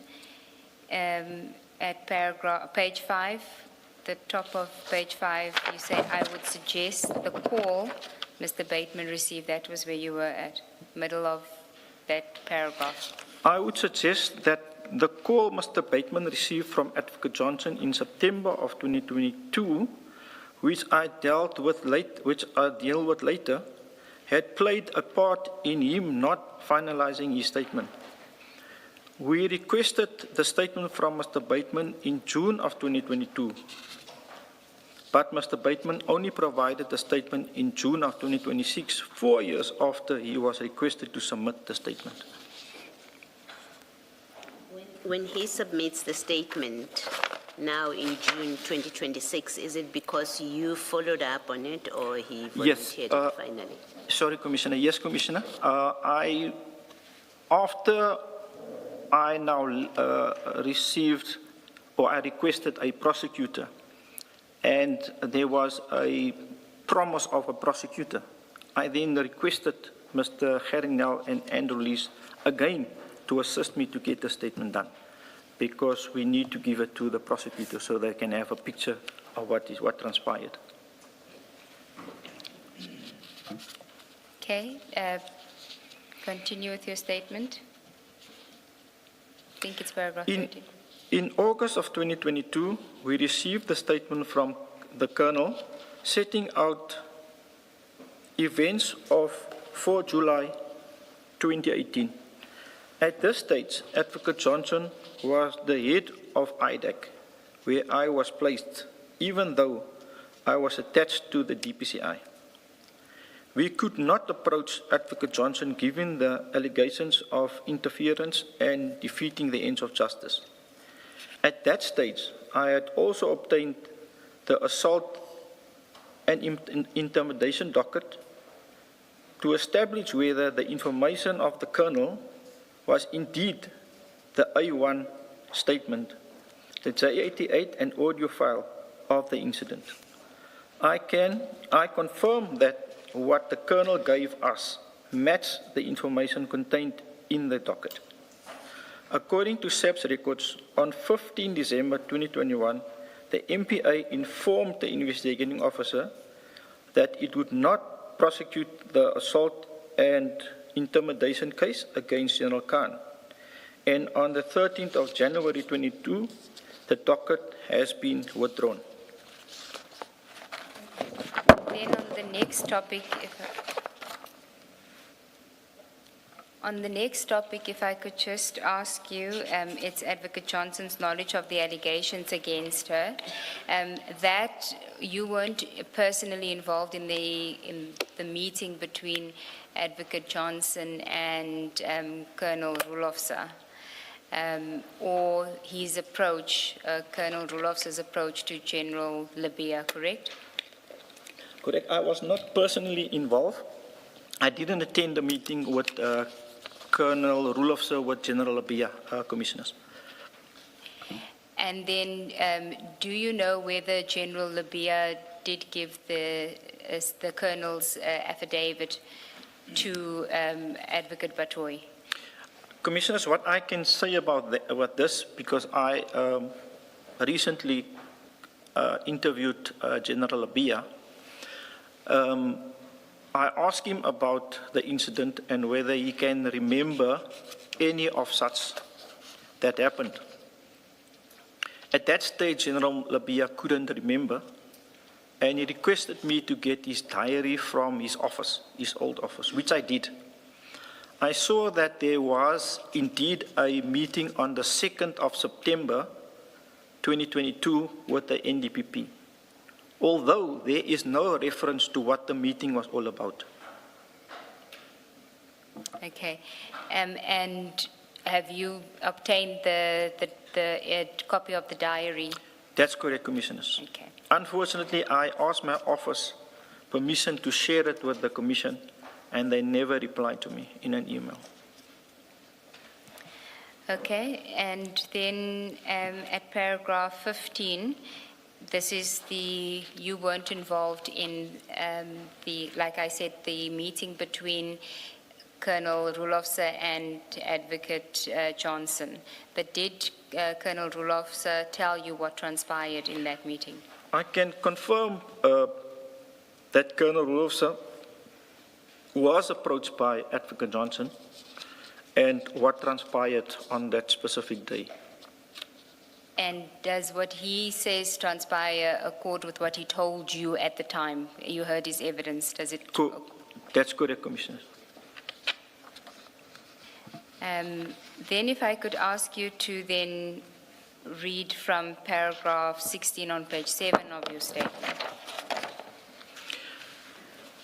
Both Advocate Baloyi and Advocate Johnson are well aware of the potential serious consequences of their conduct, which has the potential to compromise the investigation and place the safety of whistleblowers like the Colonel at risk. Had it not been for the Colonel's decision not to delete the email from Advocate Johnson to her and then to come forward with the information, we never would have known as a senior prosecutor and now the head of IDAC had furnished a suspect with the contents of a docket when he was not entitled to this information at that time. You say at the beginning of that paragraph, both Advocate Baloyi and Johnson are well aware of the serious consequences of their conduct. So you are saying Advocate Baloyi discussing this matter with Advocate Johnson would have had consequences for the case. Can you just explain that?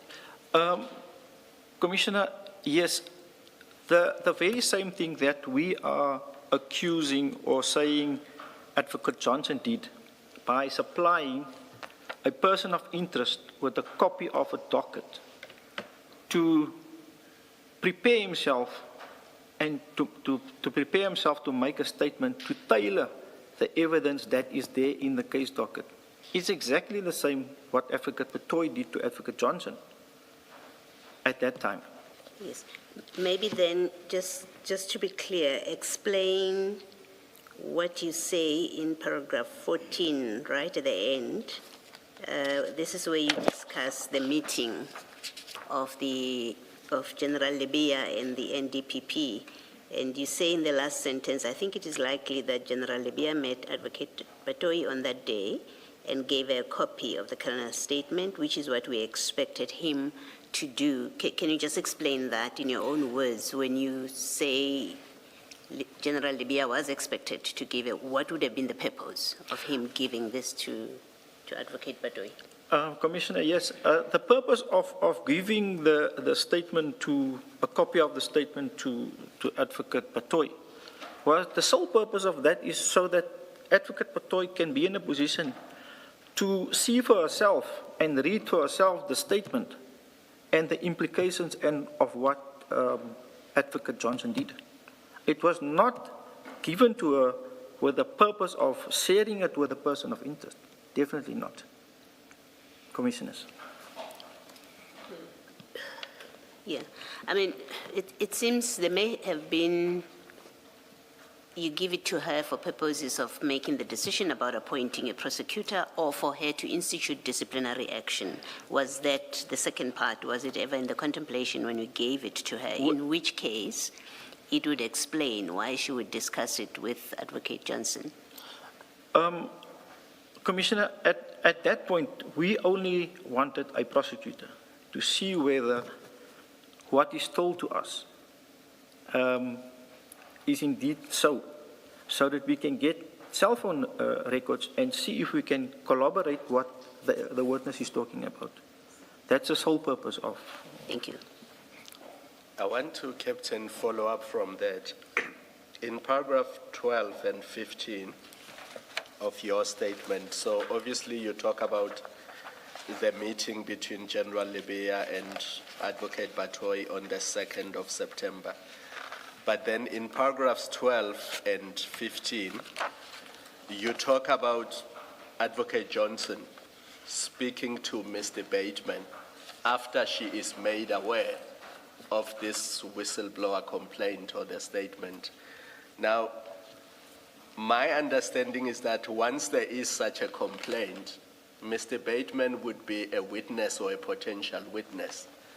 That's correct, Commissioner. Now, would it be proper for Advocate Johnson, when the complaint is against her, to be talking to witnesses and assuring them that they have nothing to worry about and this is not sorry, Commissioner, that is where we are saying the interference came, Commissioner.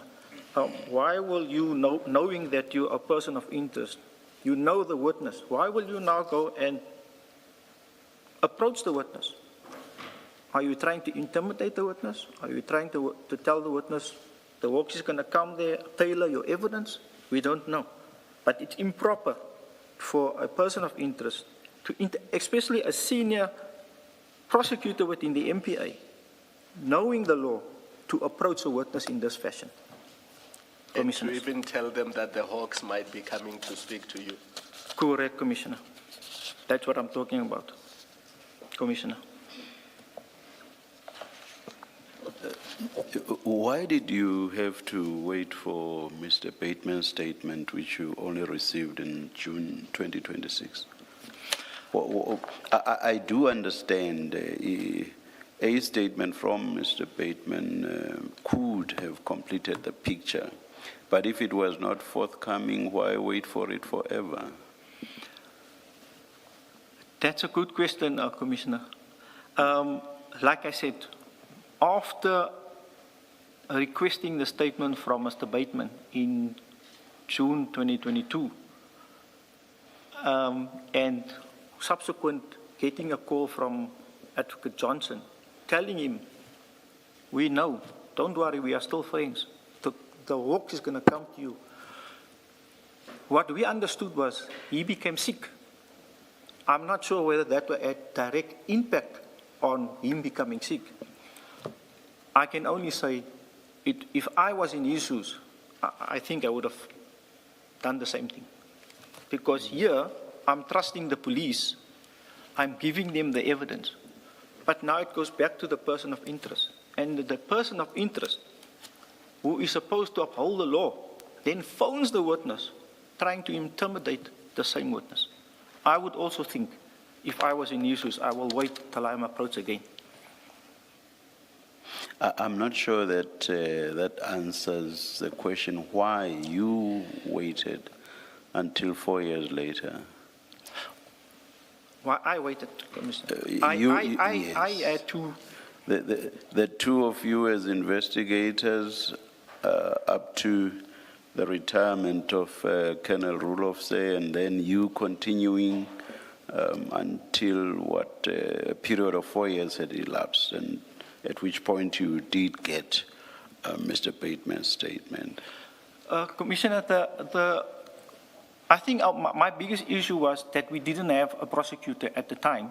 Mm-hmm. And for me to go back to the witness and say, I want your statement, I must be in the position to tell him, yes, indeed, we have a prosecutor, we will proceed. I must try and convince him now again to give me that statement and trust us again. But what happened before that is, in my opinion, the reason why we were struggling to get the statement and only got it in this year. All right. No, thank you. Thank you, Chair.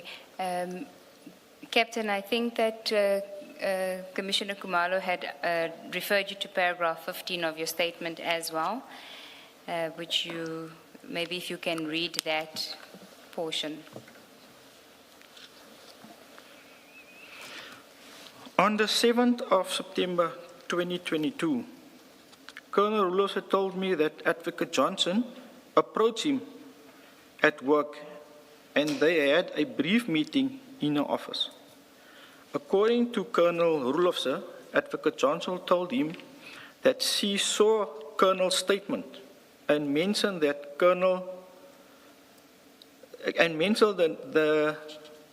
the Colonel's name, as well as the name of the officer who commissioned the Colonel's statement, Colonel Odendaal. He also told me that Advocate Johnson told him that Advocate Baloyi had discussed the matter with Advocate Johnson and showed her the Colonel's statement.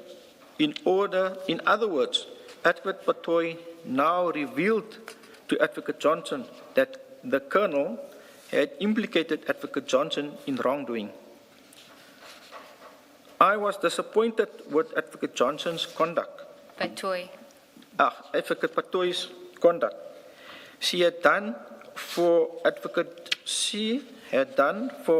Johnson what Advocate Baloyi did for Advocate Johnson, had it not been for General Khan. No, just in other words, again, Advocate Baloyi is doing exactly the same as what Advocate Johnson did for General Khan. Colonel Rulofse, who told me that Advocate Johnson told him that she spoke to Mr. Bateman before meeting him with Colonel Rulofse, and that told Barry Bateman not to worry.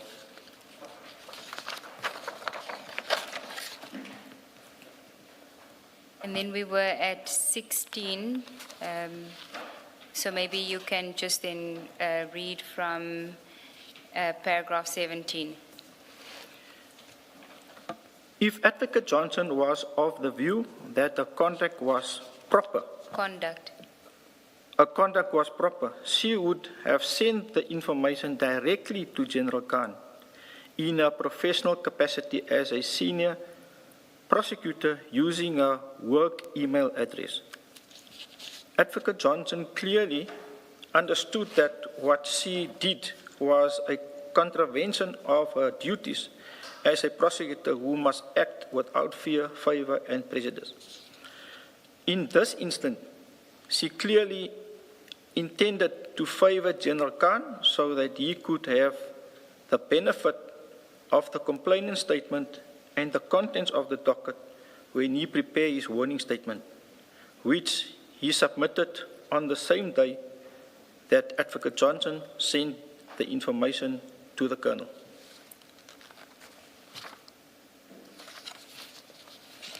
Colonel also informed me of a discussion he had with Mr. Lees on the 5th or the 6th of September 2022, before he met with Advocate Johnson on the 7th of September 2022.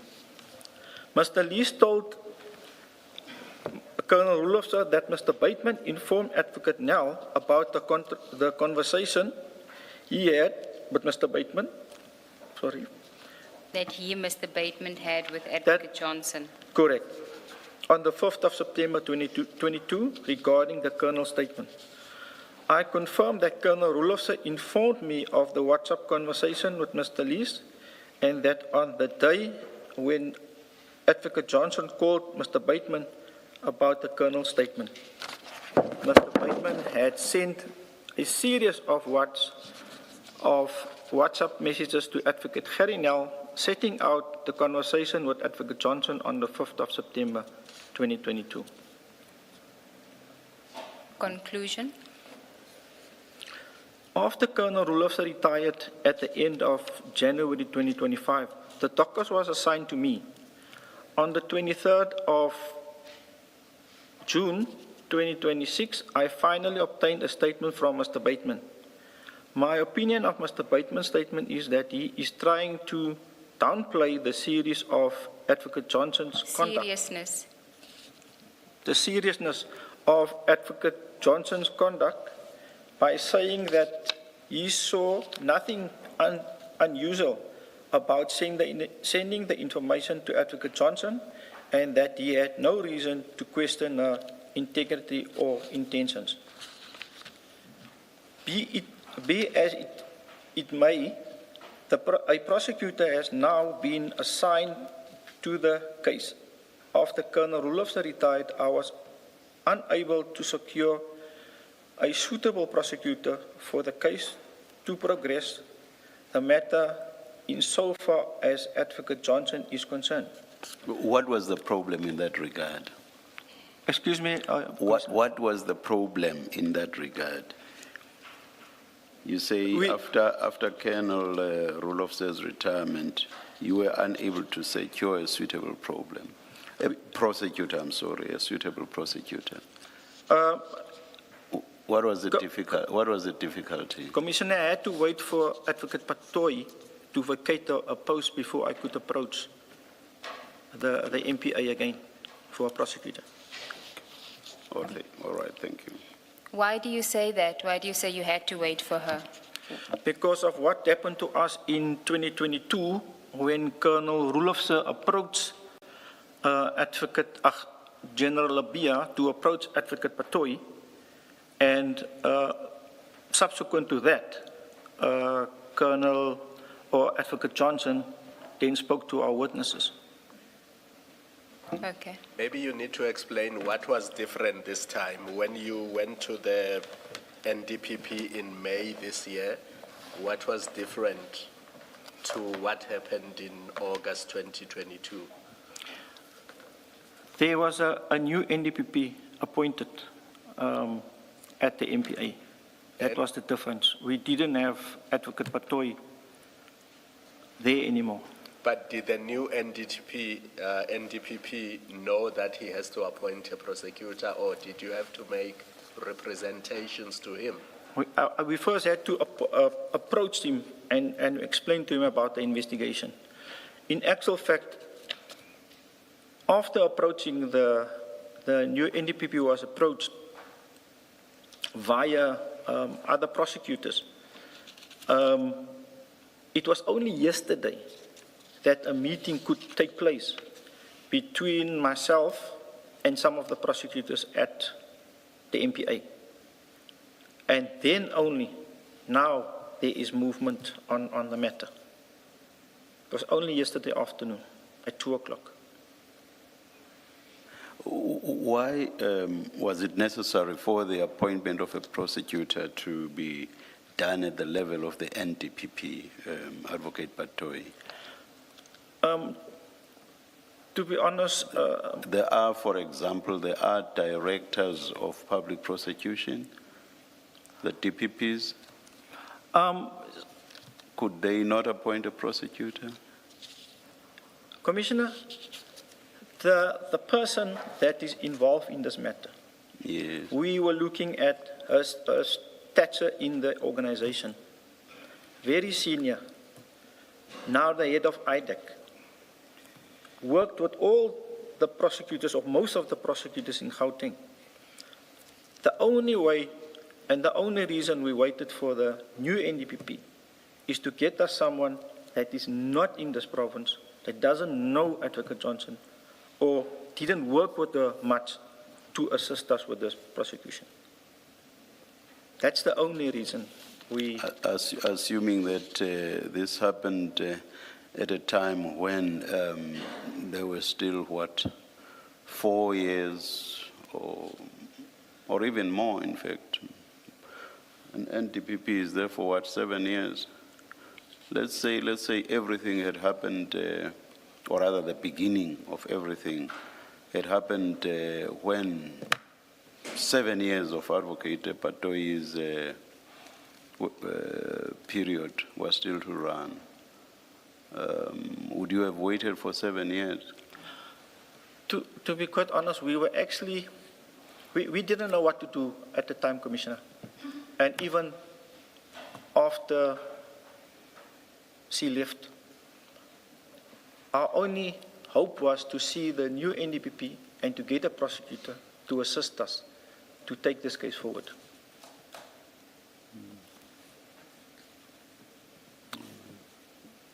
I'm just trying, in my mind, I'm trying to think what makes someone that senior different. Let's say somebody that senior within the NPA had committed the offense of murder, for example. Wouldn't you just investigate that crime in the same manner you would investigate any other crime and take it to the relevant magistrates' court, for example, for the initial court processes, bail applications, first appearance, bail applications, and so on? And the prosecutor would be the prosecutor at that level. You don't need an NDPP to pronounce on that. That's correct, Commissioner. But like I said, I was thinking of where Advocate Johnson was sitting. Excuse me, and the influence he have. We normally do investigations, take it to the local courts.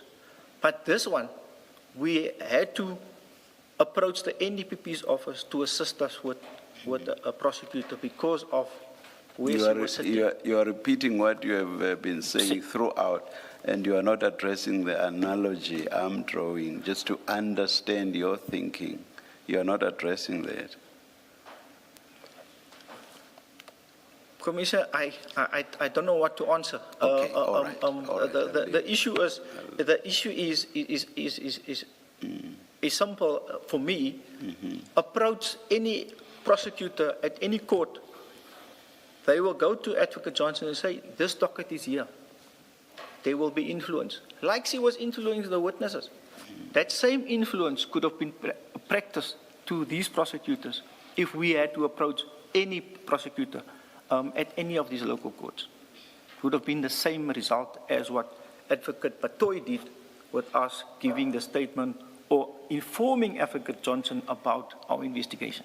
With the exception that there might be exceptions of prosecutors who might say, on my CV, I want to to have on there that I prosecuted someone as senior as the head of IDAC. Anyway, you've made your responses. Thank you very much, Captain. Thank you, Commissioner. Sorry, Captain, I want to follow up on this discussion. Did Advocate Baloyi refuse to appoint a prosecutor? To be honest with you, Commissioner, we just never heard anything from Advocate General Libya or Advocate Baloyi. But did you ask for a meeting or make a follow-up? Because I don't want you living here with the suggestion that Advocate Baloyi refused, and because she refused, you decided to wait until her term was finished, then you approached her successor and he agreed. So it's just not clear to me what happened after you correctly gave the docket or the inquiry to your Superior General Libya. He engaged with Advocate Baloyi with a view to her appointing a prosecutor, but you never received feedback that she refuses to appoint a prosecutor. That's correct, Commissioner. We never got any response from our office. Yeah. And because of, I don't want to say because of Colonel Roloff that was interacting with General Bia, he should have gone back. He informed me what transpired now with him going to General Bia going to Advocate Baloyi. If Advocate Baloyi wanted to give us a prosecutor, why will you then discuss the matter with a person of interest instead of just saying to General Bia, I'm going to give you this prosecutor from wherever, they will assist you with whatever you need. And then only when the investigation is done, bring it back to me and then we will make a decision. But now you take over the inquiry from Colonel Roloff at the beginning of January. Advocate Baloyi is still there. What stopped you from approaching her and say, please appoint a prosecutor, I'm now the investigating officer in this matter? What is your reason for waiting until she has left and then approaching her successor? It cannot be Mr. Bateman's statement because that only comes in late June. So in May already you had approached Advocate Mutibi. What stopped you from approaching Advocate Baloyi when you became the investigating officer in January and asking her to appoint a prosecutor? Commissioner, let me just go back to when we started in 2011. So in 2011, when we started with the General Mgludi investigation, we requested assistance from the MPA. We requested the police to assist us with declassifying documents. We waited 12 years. So with all these things that happened to us in the past, and knowing that Colonel Roloff was already approached General Bia, he already approached Advocate Baloyi, I didn't see why a different response from Advocate Baloyi to the one it was given to General Bia. No response. No prosecutor. You don't know what that response was? Yeah. Because you never got feedback. So it can be correct to say you assumed that she will give the same response if you did not know what that response was. The only response that I got is what Colonel Roloff said, what happened with him and Advocate Johnson. We never heard back from Advocate Baloyi or General Bia. Captain, you don't know if General Libya in fact asked Advocate Baloyi to appoint a prosecutor? When I had a discussion with General Libya, he said that is exactly what he did. What we requested, he requested from Advocate Baloyi. When did he say this to you? In this year, a few weeks ago. But he also doesn't recall having the meeting. Correct. But he said, he said that if we requested from him to get a prosecutor, that is exactly what you would have done when you went to Advocate Baloyi. But he doesn't recall. He doesn't recall. Okay. Thank But he you. also told me yesterday in a WhatsApp when I requested his statement and how far he informed me that he's still drafting on his statement, but he's waiting for his counsel to settle the statement. Thank you. Assuming that Advocate Baloyi showed the documents to Advocate Johnson in this manner, I see all this. What the hell is going on here? Would that have been wrong? I'm not saying that's what happened, but I'm just putting that to you because all of us do not know what happened.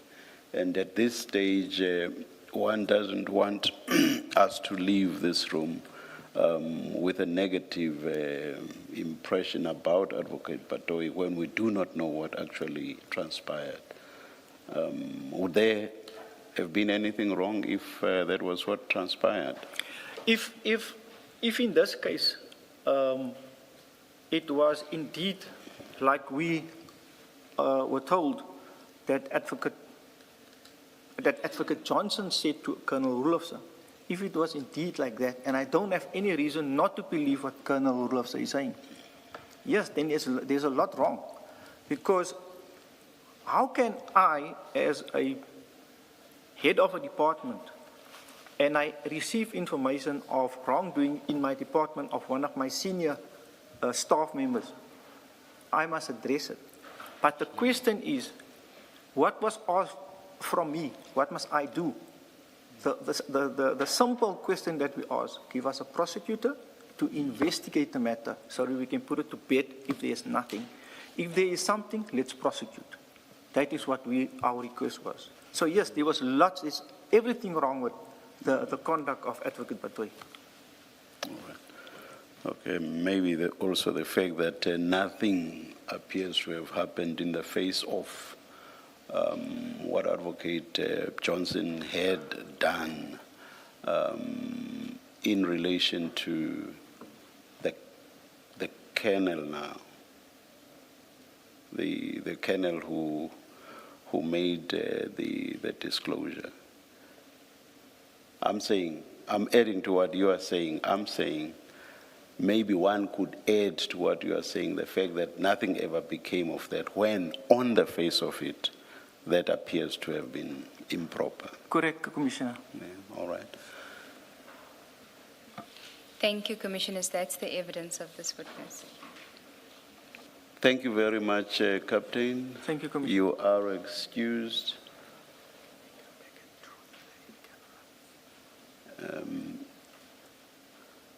And we adjourn to come back at 2 p.m.? Yes, Chair, because the next witness is the in-camera witness, partial in-camera witness. But we are going to be here. Yes, Chair. Let's adjourn and resume at 2 p.m.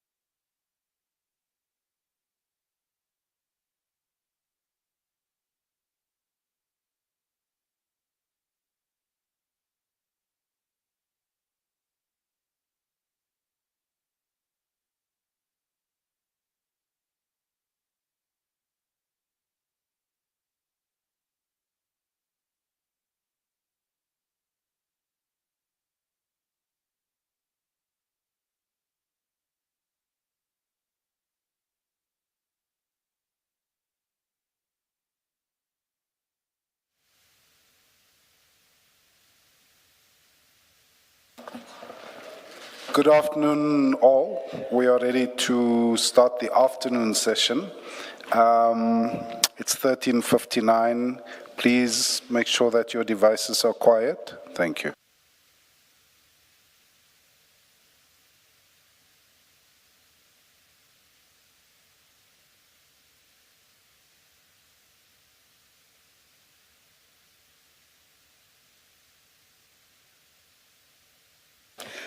Do I now? Oh, Yes, it's still me, Chair. oh, it's still you. Oh. Yes. Chair, the next witness is witness O, who who has been identified to us as the Colonel by the other two witnesses, and she will be giving evidence in partial camera. Witness O, are you there? Thank you. Chair, the witness will take the oath. Good afternoon, witness O. Afternoon, Chair and Commissioners. All protocol observed. Do you swear that the evidence you are going to give is the truth, the whole truth, nothing but the truth? If so, please raise your right hand and say, "So help me God." So help me God. Thank you. I forgot you. Let's start, Mr. Gill. Thank you, Chair. I'm sure you know what I almost did there. I almost said, please state your full names for the record.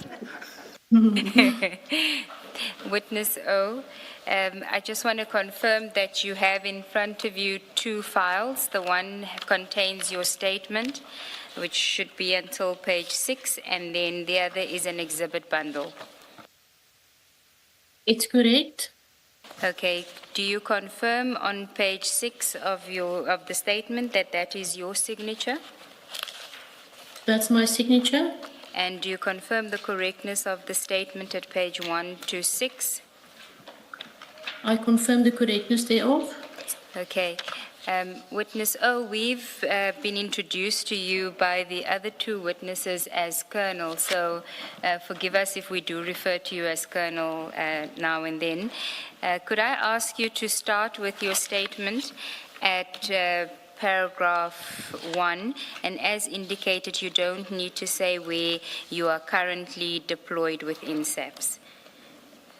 Okay, thank you. I'm an adult female employed within the South African Police Service, formerly attached to the Crime Intelligence Division, and currently still employed in the SAPS with the rank of a colonel.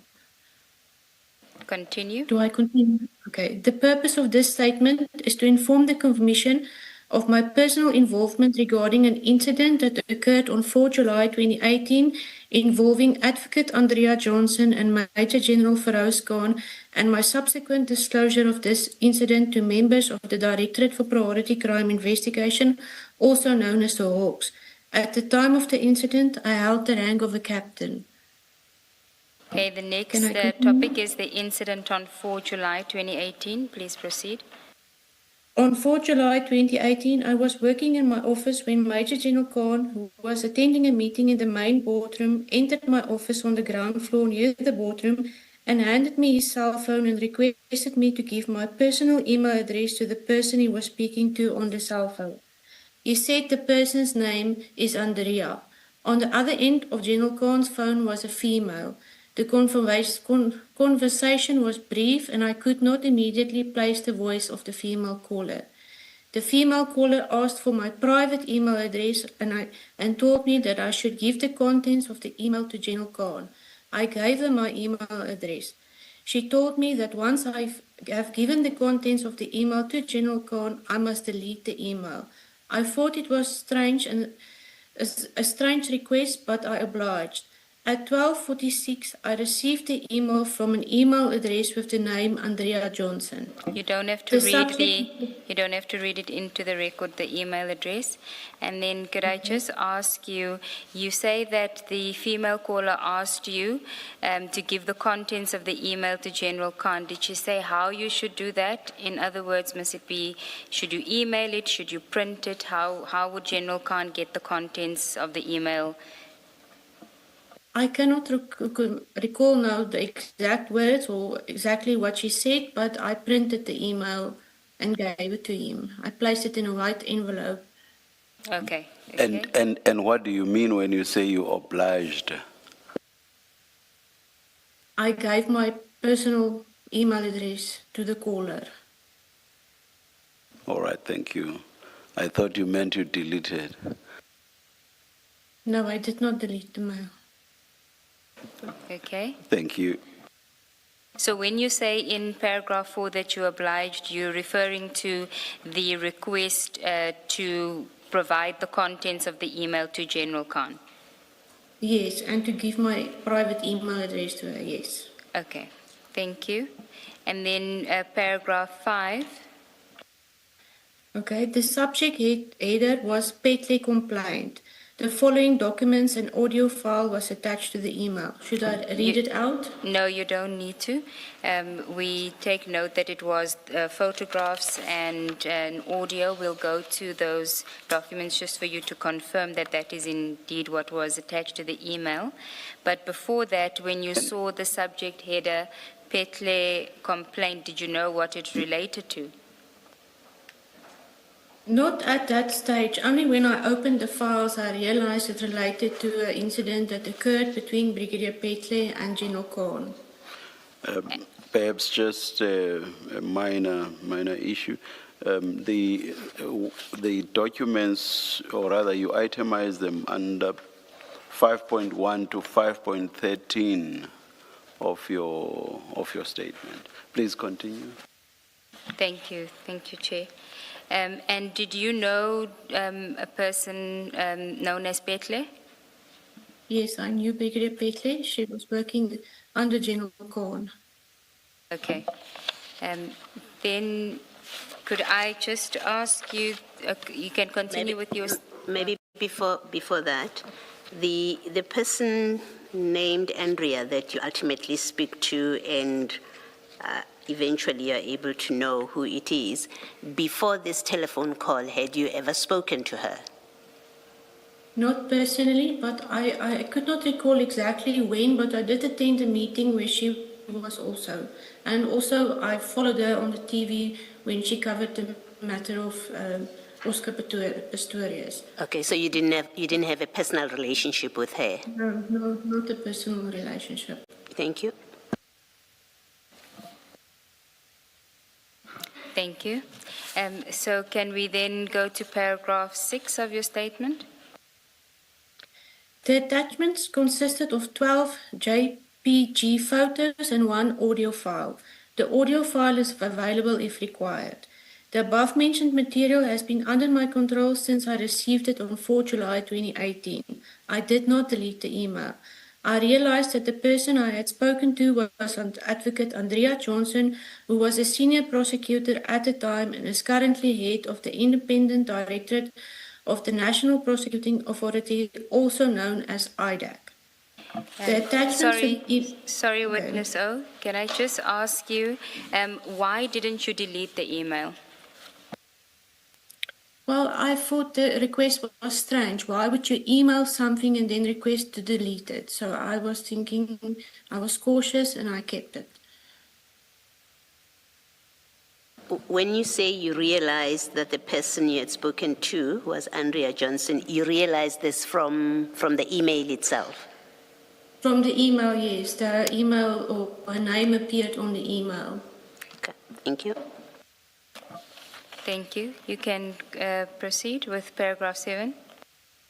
The attachments to the email from Advocate Johnson originated from the Gmail address from Mr. Barry Bateman, known to me at that time as a journalist. Mr. Bateman sent the email to Advocate Johnson at 18:05 on 3 July 2018 with the same subject header. I assisted General Khan Ms. O, if you can, in the second file that you have, go to page 5, just to confirm. We have already dealt with it, but just for you to confirm for the record that this was the email. I confirm that this is the email. Are you on page 5? On page 5, yes.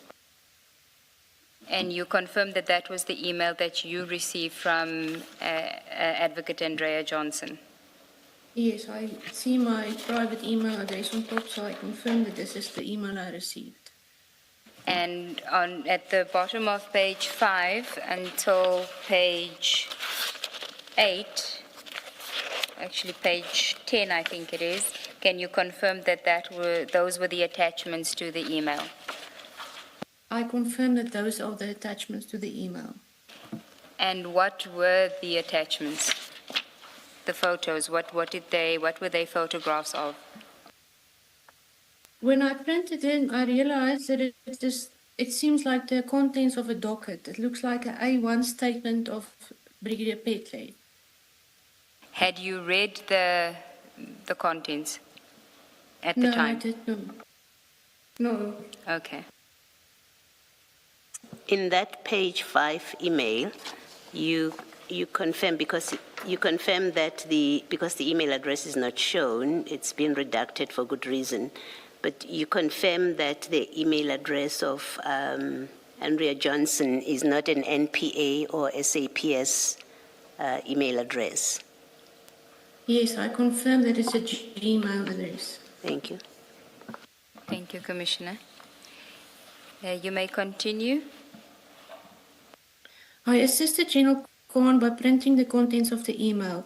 There was nothing strange about this because at the time General Khan did not have his own support staff as yet, and I used to assist him with his administration together with another colleague of mine. What was strange was that the information was sent to my private email and I was instructed to delete the email thereafter. After I received the email from Advocate Johnson, I forwarded the email to my SAPS email address, printed the attachments, put the contents in a white envelope and gave it immediately to General Khan. Whilst I was printing the attachments, I realized that they were photos of the contents of a case docket and an audio file. I cannot remember whether I somehow gave the audio recording to General Khan. Can I just ask you then if you could please go to page 8 of the bundle? Okay. And just to confirm that at the date there's an email from your Gmail account to another email address with your name, and is that the work email address? At the time, it was my work email address, yes.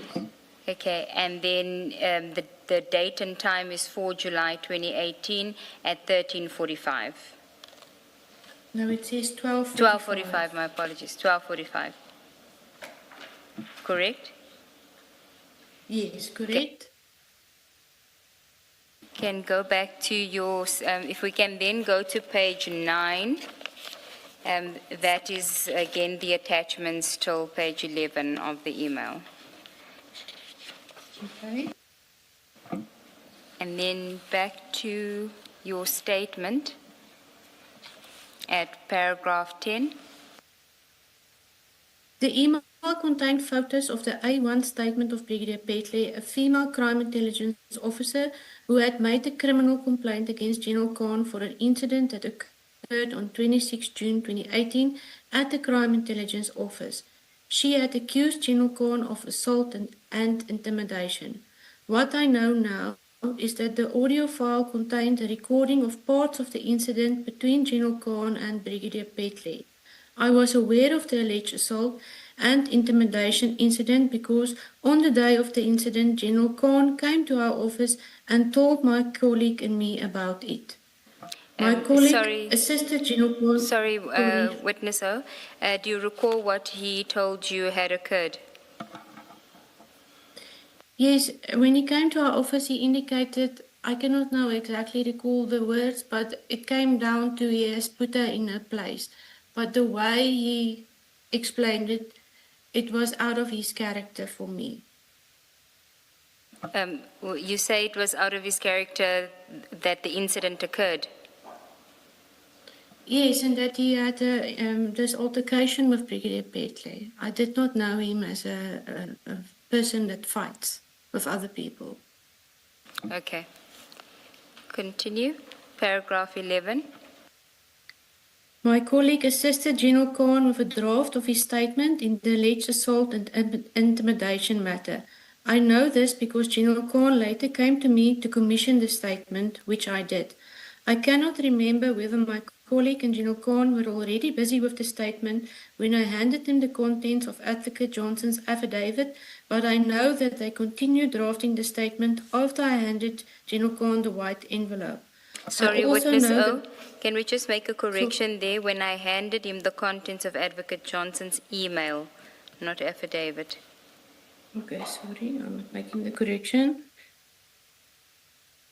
I will read the paragraph again. I cannot remember whether my colleague and General Khan were already busy with the statement when I handed him the contents of Advocate Johnson's email, but I know that they continued drafting the statement after I handed General Khan the white envelope. I also know that I commissioned the affidavit sometime after I handed General Khan the white envelope. I'm aware that it stated on General Khan's statement that it was commissioned at 12:30, but this is not correct. I only commissioned the affidavit after I handed the white envelope to General Khan, which would have handed to him shortly before 1 or at 1 o'clock at the latest. In support of this, I've looked at the properties information of the typed statement, and I noticed that the document was modified at 13:33. Okay, Witness, so if you can just pause there. There's a few things to deal with in that paragraph. So if you go to page 116 of the bundle.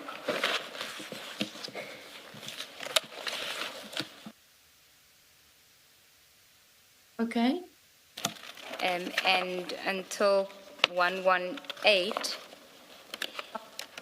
is that the statement that was prepared by General Khan on the 4th of July 2018? I confirm it is, but not with this strikeout at the bottom here. I made a copy of this affidavit when I signed it or when I commissioned it for myself. Okay. On my copy, there's nothing striked out. Okay, you're referring on page 118. You confirm that that is Yes. the affidavit, and you confirm that where it's the commission of oath, that is your signature. I confirm that. And what you're saying is that the time that is referred to there, where it says, I certify that the deponent has acknowledged that he knows and understands the contents of the statement which was sworn to before me, and he placed his signature in my presence in Pretoria on 2018-07-04 at 12:30. That is an incorrect time, because Yes. you say it would have been later, based on Yes. on what you could see from when the properties of the document, which we will get to. I confirm that. The time and date was already pre-typed when General Khan gave me the statement. And this is important because of the time when Advocate Johnson sent the email to you. It was also after that, after 12:30. Yes. I commissioned the statement after receiving the email. Okay, and in support of that, you mentioned the properties of the document being the statement of General Khan, which we find on page 38 of the bundle. You can go there.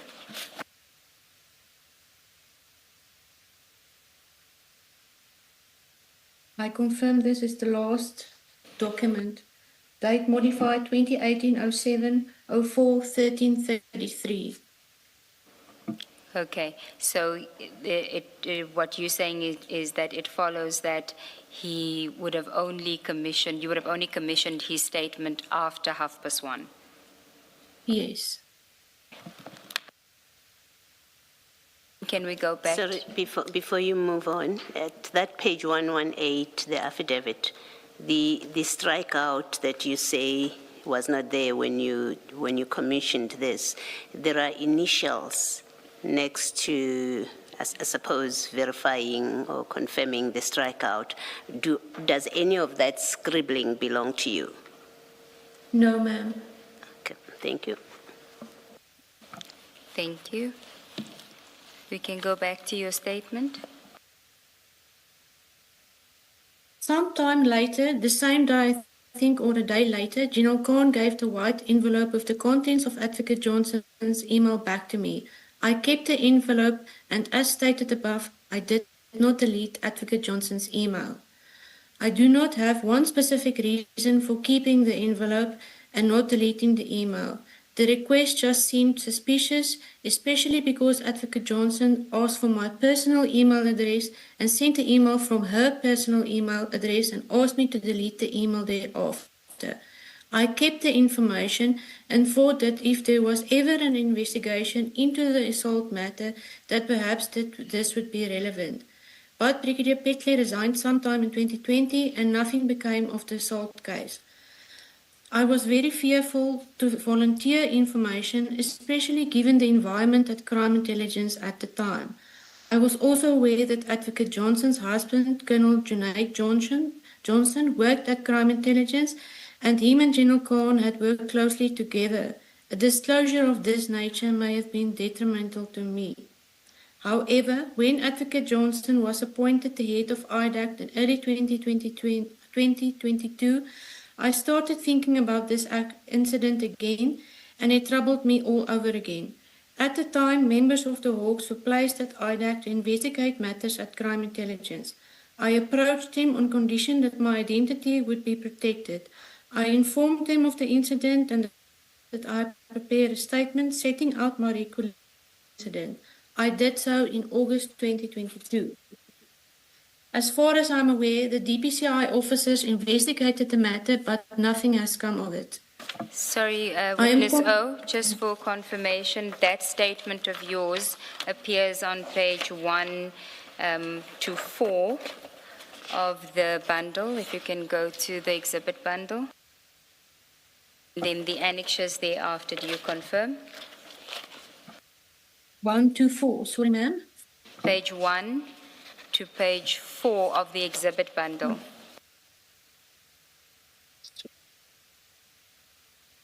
Page 1, 2, 3, 4. Yes, I confirm this is my statement and my signature. And this was the statement that you had submitted to the DPCI officers? Yes, in 2022. Okay, thank you. You can continue. Conclusion. I'm confident that okay, thank you. I'm confident that the person I spoke to on General Khan's phone on 4 July was Advocate Johnson, and that she's the person who sent me the email, instructed me to give the contents of the email to General Khan and delete the email thereafter.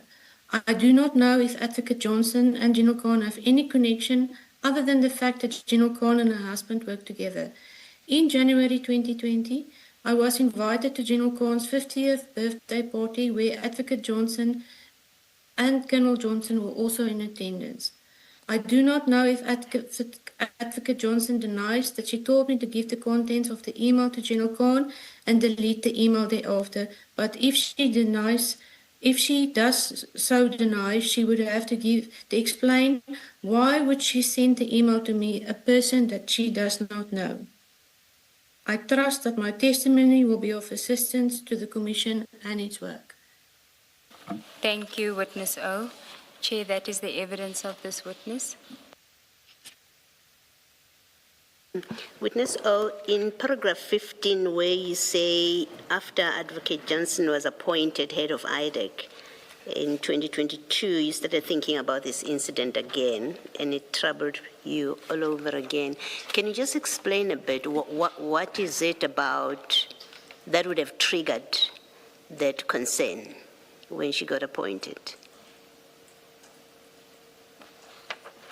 I think because she was appointed to an important post, it concerned me, because if this was above board, she would have sent it at the time from her official email to my official email, and that for me was suspicious.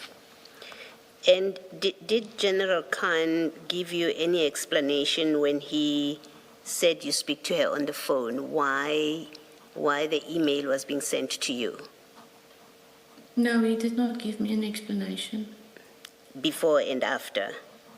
No. Okay, thank you. Thank you, Commissioners. Thank you very much, Colonel. You are excused. Thank you, sir. Thank you, Commissioners.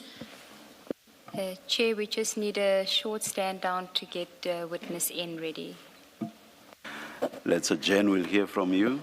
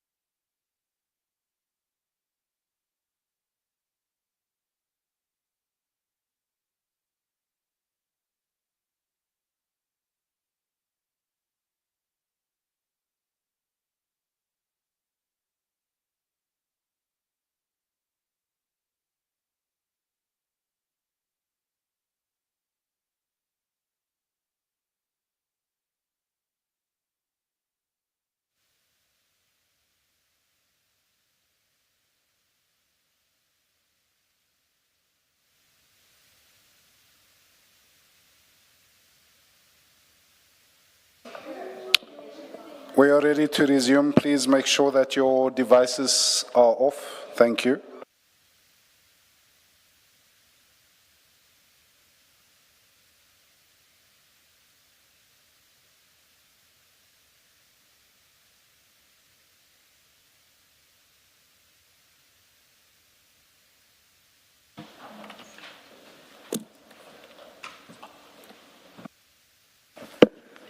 Are our laptops supposed to be like this?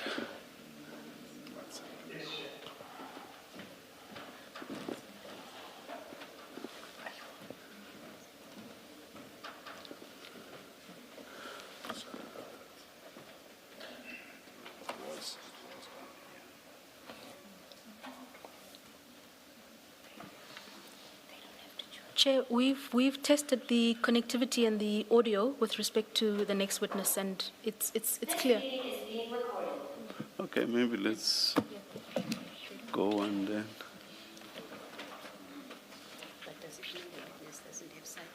Yeah.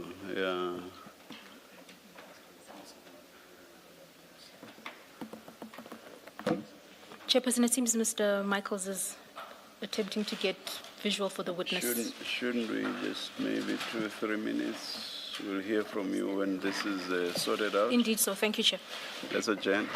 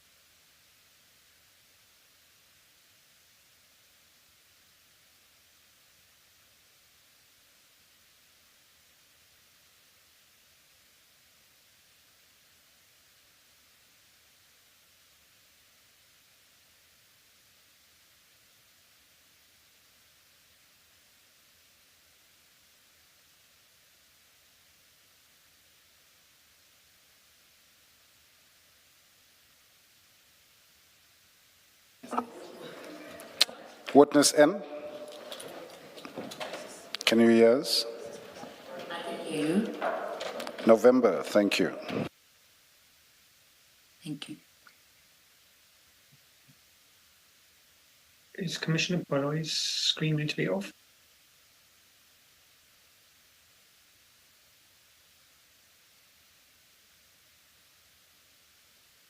Yes, it's off on my side. Please mute yourself, witness N. All right, take two. Let's begin.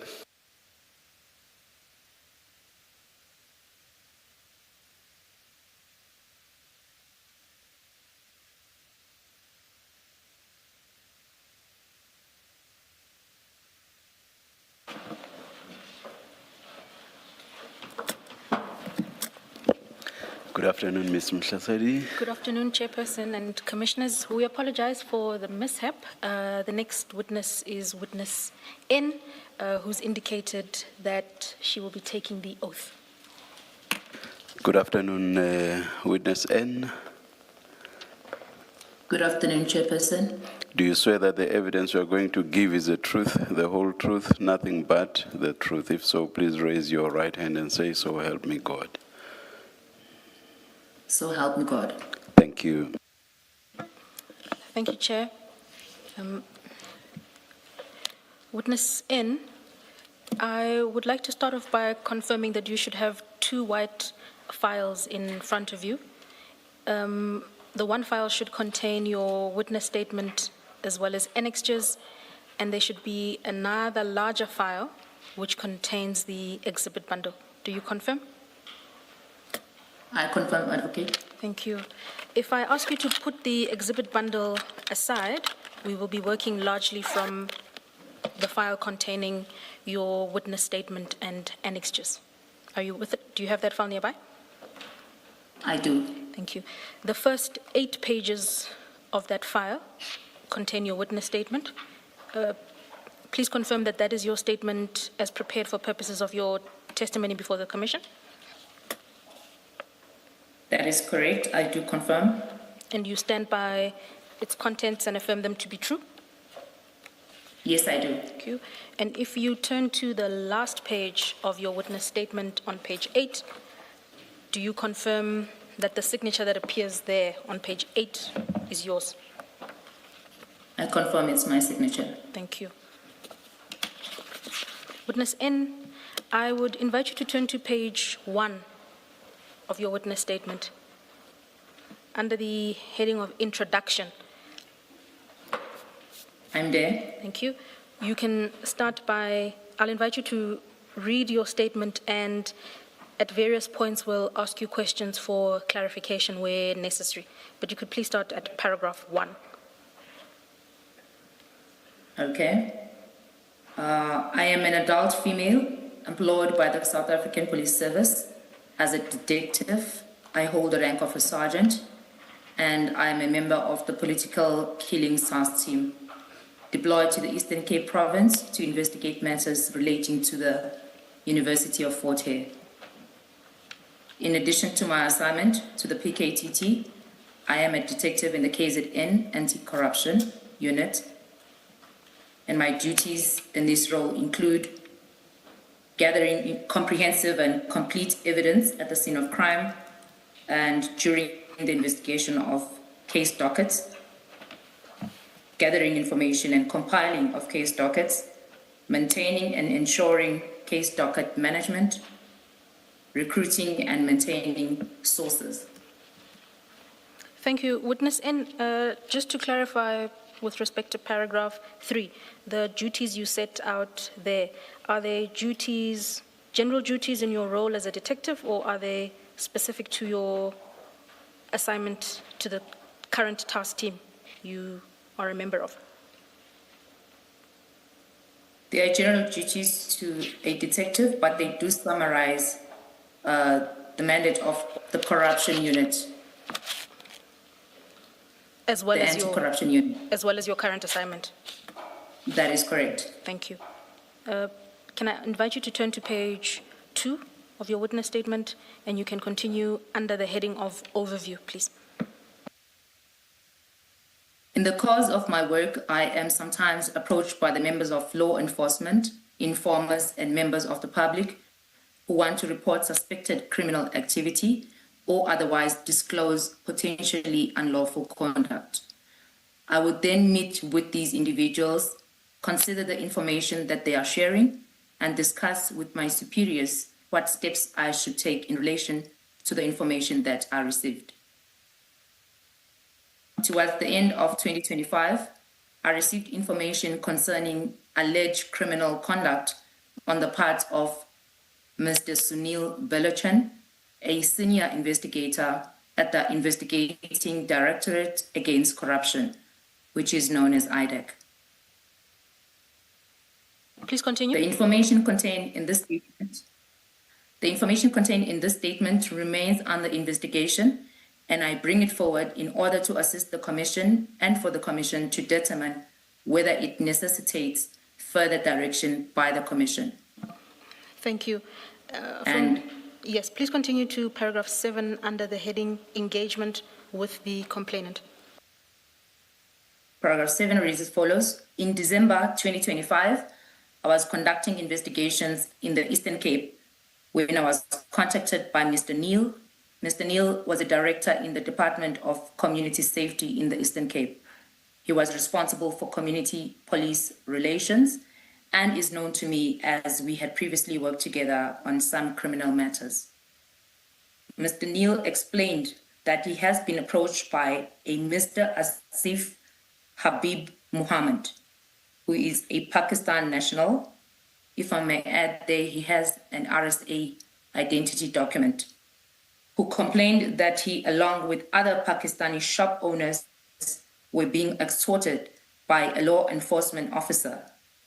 Mr. Neil further informed me that Mr. Asif Muhammad had been assaulted by the same law enforcement official earlier in 2025, and that despite laying a criminal complaint, Mr. Asif Muhammad had not been assisted. I agreed to sit down and talk to Mr. Asif Muhammad. In December 2025, an initial meeting was held between Mr. Neil, Mr. Asif Muhammad, members of the Tactical Response Team, and I. At that meeting, Mr. Asif Muhammad informed me that he had been assaulted by his landlord, which is Mr. Sunil Belochan, on the 27th of September 2025. He explained that his landlord was a law enforcement officer and a member of IDAC. He said that during the assault, Mr. Belochan had punched him, leaving him with a bloody nose, loose teeth, and torn clothes. He provided a photograph he had taken of himself, displaying the injuries he said had been caused by the assault. This photograph is attached as X1. Thank you, Witness N. I'll just place on record that Annexure X1 appears on page 1 of your Annexure bundle. We won't flight that visual, but just for you to confirm that that is the image that was provided to you. Page 1 of your annexures. Indeed, it is, Commissioners. And perhaps for completion, can I inquire why in paragraph 10 that initial meeting was attended by members of Tactical Response Team as well? Commissioners, because I am always accompanied by members of combat, which happened to be the Tactical Response Team on the day. Thank you, Witness N. You are at paragraph 11 on page 3. Paragraph 11, Mr. Asif Muhammad explained that on the same day of his assault, he went to the East London police station and laid a criminal charge against Mr. Belochan for assault with the intent to cause grievous bodily harm. He further explained that on the same day, he received a telephone call from someone who said that they are calling from the East London police station. While he was still speaking to that person, Mr. Belochan could be heard shouting that Mr. Asif Muhammad must come back to the police station and that my police will deal with you. That is quoted from what he actually said. Thank you, witness N. Please proceed. Paragraph 13. Mr. Asif Muhammad shared that later that day he received an SMS from Mr. Baloyi informing him that a case of fraud in the amount of 400,000 rands had been opened against him by Mr. Baloyi. Mr. Asif Muhammad explained to me that he had lived at a property belonging to Mr. Baloyi, believing that he would be safe living at a property belonging to a policeman. Instead, he was further subjected to more demands for money and that he witnessed the delivery of suspicious goods to the property, such as televisions, etc. I then cautioned Mr. Asif Muhammad that the information he was providing with regards to an official had to be verified. Upon being presented with this information, I elected to go to the East London Police Station and ask the branch commander to uplift the dockets. In the usual course, if a member of the public approaches me with such information, I would either advise them to go to the police station and report the crime, or I would commence a preliminary investigation myself. In this case, however, Mr. Asif Muhammad had already laid a complaint, and he informed me that since opening the case in September, he had never been contacted by a member of the SAPS. I then decided to approach the branch commander for the East London Police Station and explain the situation to him. He gave me permission to uplift the dockets and make copies. I in turn undertook to update the branch commander in the event that my investigation yielded any developments. When I turn over to the paginated 5, I took it upon myself to make further inquiries as the matter involved possible police corruption, which I am empowered to investigate. This gives a member of the public an anonymous route to report information about potentially criminal conduct by a police officer, staff member, or volunteer. Witness N. Witness N. Pardon? When you say in paragraph 19 that you took it upon yourself to make further inquiries, and you say at the end of the sentence, that this is something which you are empowered to investigate. Please expand on that and explain what you mean by empowered to investigate. When I say empowered to investigate, commissioners, I mean that since I am in the anti-corruption unit, we look into the abuse of entrusted power or authority for personal, financial, or potential gain, and also that corruption undermines the rule of law and erodes public trust in institutions. I am under anti-corruption, and a police officer, so I am empowered to do so. Okay, please proceed.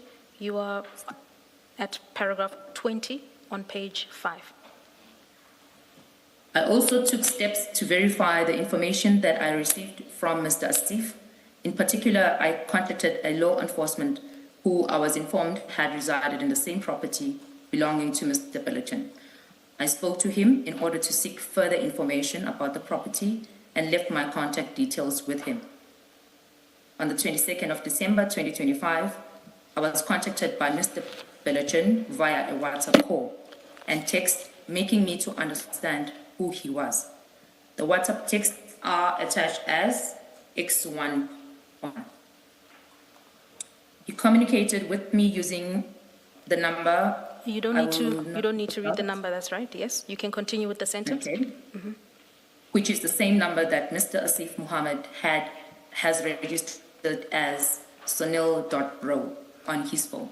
And before we witness in, before we go to the annexure that you reference in paragraph 21, please explain to the commission why you received a phone call on the 22nd of December from Mr. Baloyi. Why did he telephone you? Remember, commissioners, I had proceeded to the law enforcement officer above on paragraph 20. So when I left, I had left my details with him. And I believe Sunil might have been contacted by the individual, and then he took it upon himself to confirm or to inform me of what he did. Thank you. And if I could ask you to go to page 2 of your annexure bundle, page 2, that is annexure X 1.1.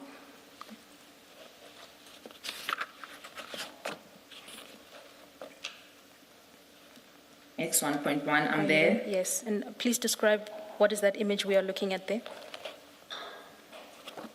It is an extract of a WhatsApp communication between Sunil Balachan and myself. And you confirm that there is a telephone number right underneath that name? That is correct. Correct.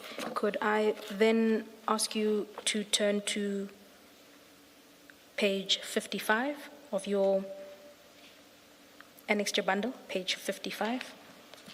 That's under annexure X7, which we will get to later, but please go to page 55. I'm there, Commissioners. Thank you. And so when you say in your paragraph 21 that he communicated with me using the same number, which is the number that Mr. Asif Mohammed has registered as Sunil Bro on his phone, are you referring to the image yes, Commissioners, on page 55? This image is that of Mr. Asif, and this is how he has saved Mr. Sunil Balacham, and it is the same number that also refers to the same number that I saved differently, though. Thank you, Witness N. You can then proceed to paragraph 22, please. I thereafter managed to obtain both dockets. The assault case where Mr. Asif Mohammed is the complainant is registered as per East London CAS 436 of 9/2025 and is attached as X2. The fraud docket where Mr. Balachan is the complainant is registered as East London CAS 433 of 9/2025 and it is attached as X3. Proceed to paragraph 23.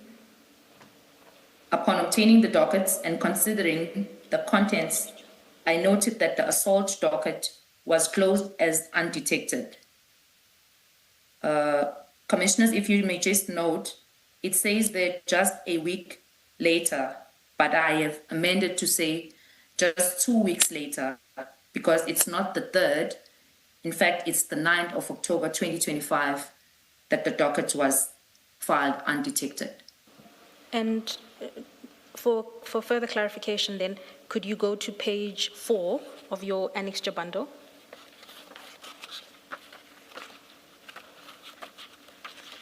That's annexure Yes, X2, correct? That's correct. Correct. And that is the East London CAS 436, which you are referring to. Is that correct? That is correct, Commissioners. That's the assault docket where Mr. Mohammed is the complainant. That is correct, Commissioners, of which at the bottom left is the stamp dated the 9th of October 2025. And the stamp is what reads as undetected, is that correct? That is correct. Thank you. Ms. O, on that same page, in the middle, it seems to record the nature and description of offense. You see where I'm reading, where I'm looking? I do, Commissioner, yes. Yeah, what is that? What does it say? The nature and description of the offense is abbreviated ASSGBH, which refers to assault with grievous bodily harm. With intent to do grievous bodily harm. Pardon, thank you, Chairperson. With intent to cause grievous bodily harm, yes. Thank you, Witness N. While still on page 4, would you please read, you've just described to the commissioners what the nature and description of the offense is, Do you see the column right on the right of that titled Crime Code? That is correct. And the column immediately to the right of that titled Nature of Property/Injuries? Yes, Commissioners. Could you read what is filled out underneath there, please? It is written loose teeth and bleeding nose. Thank you, Witness N. You are now at paragraph 24 of your statement on page 6. Yes, Commissioners.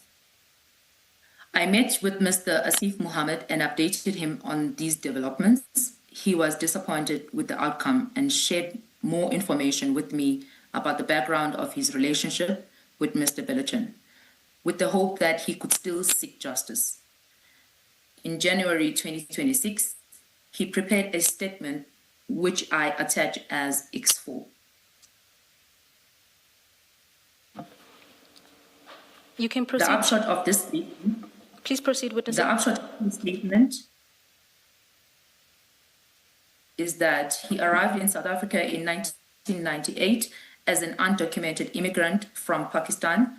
In order to survive, he started a small shop and where he sold wares in East London along with other Pakistani nationals. Sometime during the year 2000, he was pulled over by Mr. Baloyi for driving without a license. Mr. Baloyi demanded a bribe from him and he paid it. A few months thereafter, Mr. Baloyi began extorting money from Mr. Asif Mohammed as well as other Pakistani shopkeepers in the area. Mr. Baloyi did so because he knew that many of them were undocumented immigrants or that they were operating businesses without permits. They paid him so as not to be raided by the police. He had borrowed money from Mr. Baloyi at exorbitant rates, and even after paying Mr. Baloyi back, Mr. Baloyi continued to demand more money from him. He also explained that Mr. Baloyi participated in unlawful activities, such as selling counterfeit cigarettes, and that Mr. Baloyi had assisted some Pakistani nationals to obtain fraudulent South African identity documents in exchange for money. Witness N. Pardon? Witness N. Yes, okay. Yes, you reference Annexure X4 in paragraph 25. Yes, I did. Thank you. Could you turn to page 27 then of your annexure bundle? Yes, I'm there. And please confirm that that is the affidavit of Mr. Asif Mohammed, whose contents you refer to in paragraph 26. Affirmative, Commissioners. This is the affidavit. Thank you. May I proceed with the statement? Yes, Witness N, you are now on page 7, paragraph 27. Mr. Asif Mohammed further shared with me that Mr. Baloyi routinely exploited other Pakistani nationals who were desperate for money. He introduced me to two of his acquaintances who provided statements in support of this. I'm not going to read the name. Yes, please do not read the name, and we've redacted those, but please just continue with the content of your statement there. Okay. The particular individual prepared a statement where he shared details that he borrowed 20,000 Rand from Mr. Baloyi at interest of 3,000 Rand per week. Mr. Explained that he gave his car to Mr. Baloyi to keep until he repaid the loan. When the guy was unable to repay the loan, he contacted Mr. Baloyi, requesting the car back so that he can sell it and repay him. But Mr. Baloyi refused and instead sold the car himself and kept all the money. His statement is attached as X5. Can I ask you at that juncture, Witness N, to please go to Annexure X5? It is on page 30 of your annexure bundle. Page 30. Yes, that is the statement. And can you confirm? Thank you. Confirmed. Another individual prepared a statement confirming the above account of the guy who sold the vehicle, who gave the vehicle back, and his statement is attached as X6. Please turn to page 32 of your annexure bundle and confirm that that is the statement you are referencing in paragraph 27.2. I do confirm that is the statement. Please proceed, witness N. In that same engagement, Mr. Asif Mohammed explained to me that he fears for his life as Mr. Baloyi regularly demands money from him and that he has received WhatsApp texts from Mr. Baloyi asking him to pay his money back or else he will kill him. And witness N, what did you understand as with reference to the statement that Mr. Baloyi regularly demands money from him? Why was money being demanded from Mr. Asif Mohammed? I understood this to be some kind of a protection fee, Commissioners, that Mr. Baloyi was extorting from this individual. And your basis for that understanding stems from? It stems from the provided bank statement from the victim, which depicts regular payments, weekly or 2 days apart or 3 days apart of exorbitant amounts. Witness N, perhaps before we go to those bank statements, in the paragraph immediately thereafter, in paragraph 29, you deal with the issue of the WhatsApp conversations. Perhaps address that paragraph and then let's continue from there, please. He shared a printout of the WhatsApp conversation, which I attached as X7. A reading of the messages reveals a pattern of Mr. Baloyi repeatedly demanding money from Mr. Asif Mohammed, and threats to him are highlighted. He also provided extracts. Witness N, before we get to paragraph 30, you reference annexure X7 in paragraph 29. You see that? X7, yes, I do. Could I ask you to go to page 33 of your annexure bundle, page 33?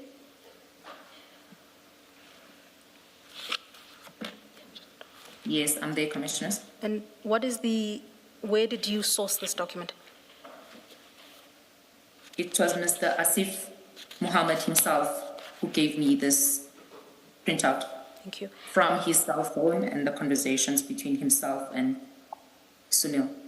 And witness, and this document is quite a voluminous document, but in certain places, certain aspects of the document have been highlighted. I'll take you, for example, to page 46. Yes. Where it says, I will kill you. The pink highlight on page 46. That is correct. Do you see the date there? Could you read the date and the time? The date is the 21st of August, 2025 at 17:25. And the sender of the message is? It is written Sunil.brew. And this is the individual who, the screenshot that you referred to earlier on page 55? That is correct. And in your witness statement, you indicate that this is an extract provided to you by Mr. Asif Mohammed of his WhatsApp chats with Mr. Baloyi. Is that correct? That is correct, yes. And who presented this highlight in the texts? Who made these markings in the WhatsApp chats? When Asif pointed out, I then highlighted as he pointed out because I did ask him to show me when exactly and where does he state certain averments were made? And so if in your reference in paragraph 29 to saying that there was regular demands of money and threats to him are highlighted, those are the highlights you refer to here? Yes, Commissioner. So if we turn to page 49, for example, page 49 of your annexure bundle. 49. Yes. There is a highlight there in the middle of the page. I see that, which is the 11th of September 2025. And please read what the message says and who is the sender according to your understanding. The message is written at 16:23 by Sunil Brew, and it says, "My people are looking for you." Thank you, Witness N. There are numerous continuations of the highlights that you've indicated you made. And when you were presented with the extract of this communication, what did Mr. Asif Mohammed say the purpose was? What did he intend to show you by providing these WhatsApp chats to you? He wanted to prove that the reason for him to fear for his life by the threats made by an enforcement law officer, and that he claims to be killing him, with the threats amounting with it escalated towards the violence that was promised to him. And on that score, could you turn to page 53 of that Annexure X7, page 53? I'm there. And do you see the highlighted text on page 53? I do, yes. Could you read the first highlighted text into the record? The first is on the 26th of September 2025 at 11:24. Sunil Bro text, "Dies, comma, your crook bastard." And the next highlight? The next highlight, it's still on the 26th of September 2025 at 11:32, where Sunil Bro text, "You must die in the streets. You are rotten. Muslim bastard. God knows you are a crook. You a crook. That's why you suffer. You," I don't know, I cannot. Thank you, Witness N. Thank you.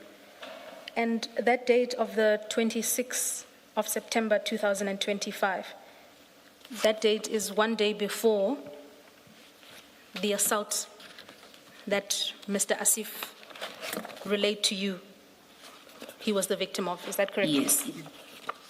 Thank you. Yes, before both cases were opened, including the fraud that was opened by Sunil. Witness N, you are now, let's go back to your witness statement. At the bottom of page 7, you deal with the issue of the bank statements at paragraph 30. He also provided bank extracts showing the transaction between himself and Mr. Billichin, and I attached this as X8. Could we please go to Annexure X8 in your Annexure bundle? It starts on page 56. Yes, I am there. Could I ask you to explain how you sourced this document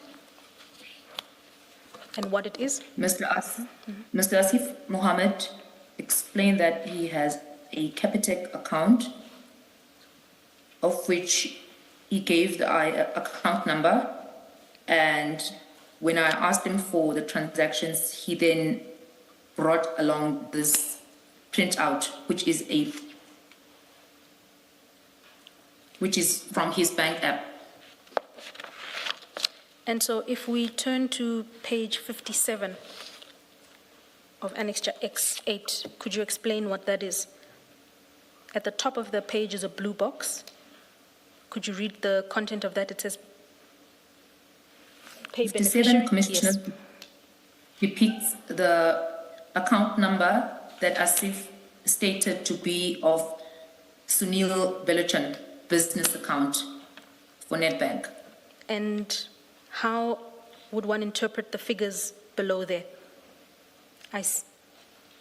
There's a total which is written on top, and he states that is the transaction he made to that account, which amount to 203,099 rands, 0.88 cents. And the entries beneath that? Those are the transactions that are made with those dates. And witness N, if we turn over to page 58. Yes, Commissioners. And please explain what is the content of that blue box at the top of the page, as well as the information beneath that. That blue box, Commissioners, depict the account of Sunil Beluchan, which is his normal account, that was given to Asif Muhammad by him. So he had two different accounts, one business account and this one, but both of them are Nedbank. And the transactions beneath that? And below that, the total of the transactions made is 84,000 rand, 300. And witness N, the bank statements provided are also quite comprehensive. I won't take you through all of them. I'll ask you to draw some observations based on the entries themselves. If I ask you, if you could please turn to page 61 of Annexure 8. 61, yes. I am there. Do you see that there are certain markings on the page? That is correct. Could you please explain to the Commission what those markings indicate, what relevance they have? As he submitted this bank extract, I wanted to understand where and how will I identify the transactions that he was talking about. And as he pointed out, I would tick some of those transactions that he mentioned. And so am I correct in saying that the bank statement was presented to you by Mr. Asif Muhammad? That is correct. He then pointed out certain transactions to you relating to deposits made in favor of Mr. Beluchan. That is correct. And the markings we see on the statement are markings by you based on the conversation with Mr. Asif Muhammad. That's correct, Commissioners. Some are highlighted and some are just marked by a pen. And witness N, having been placed in possession of the WhatsApps and the bank statements, what complaint or what was Mr. Asif Muhammad communicating, what point was he making to you by providing you with the WhatsApp extracts as well as the bank transactions? He was explaining the kind of abuse that he is faced, as well as the extortion. So with me asking for the proof for him to submit in order to gather the evidence, this was indeed concluded to amount to criminal activities. And perhaps for clarification, what did you understand the purpose of these payments to have been? You've taken us through them in some detail and provided the statements in their totality. But what did Mr. Asif Muhammad tell you was the purpose of these payments? Some commissioners of the payments are that of rent, and then the other transactions are that when he says he had borrowed a certain amount of money from Mr. Sunil Beluchan, and he would charge an interest. But the interest here shows to have been paid exorbitantly. It does not amount or equate to, if you do the calculation, it becomes more than that. So I drew an inference to say this could have been protection fees because of what he narrated to me. So if in certain parts of what Mr. Mohammed told you, he acknowledged that he paid rent to Mr. Beluchan, and in certain instances he borrowed money from you, was an exercise done in order to attempt to determine what exactly, which transactions specifically he claims were with reference to the payment of so-called protection fees, as you say? Not entirely, Commissioners, because there are no contract details. So with just these amounts appearing, it can only be deducted with the bare information that is in front of us.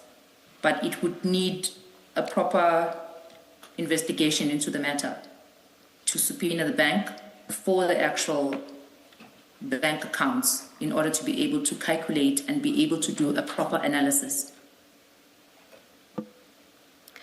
Okay, witness in, that is the conclusion of paragraph 7, page 7. Could I ask you to... Maybe before you move off the WhatsApps, witness, I just want to get your overall view of what was going on, the nature of the relationship between the complainant and Mr. Beluchan. Now, the WhatsApp texts that you have here in the transcript, and I'm going to pick paragraphs quite randomly and then ask you a question.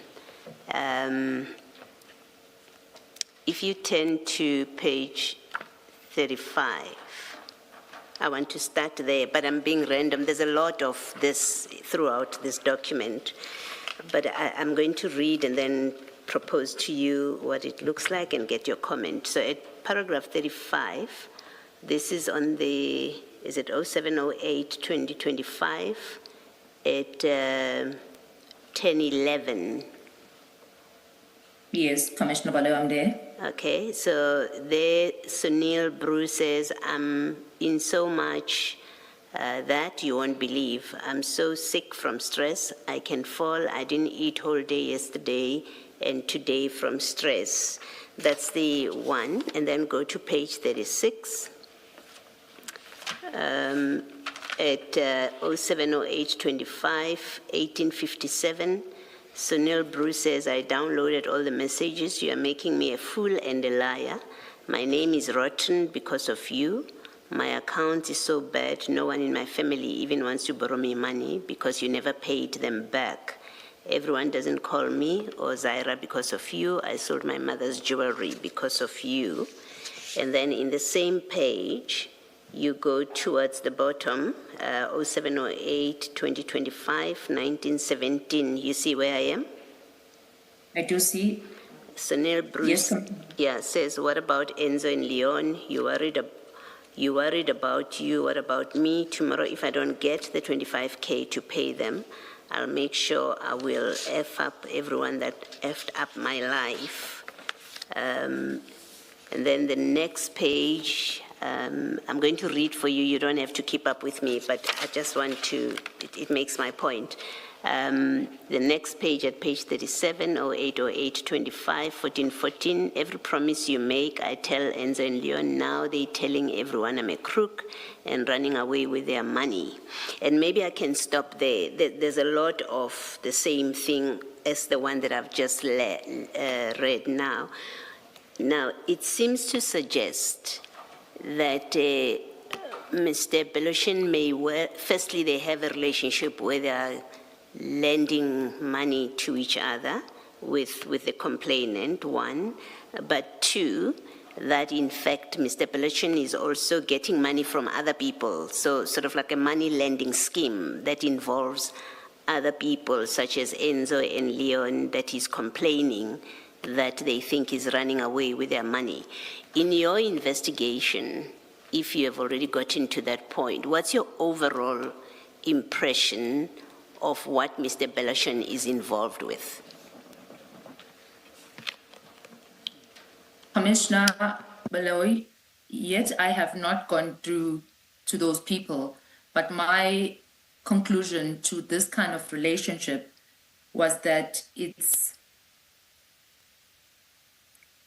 not a proper relationship, because it's either they are loan sharks or there is this kind of protection fee, as I've stated before, because there is this lending of money to and fro. And then when the payment comes back, it does not come necessarily to that amount that was borrowed. Yes. It's a scheme, kind of, if I can explain it that way. All right, thank you. Thank you, Commissioner.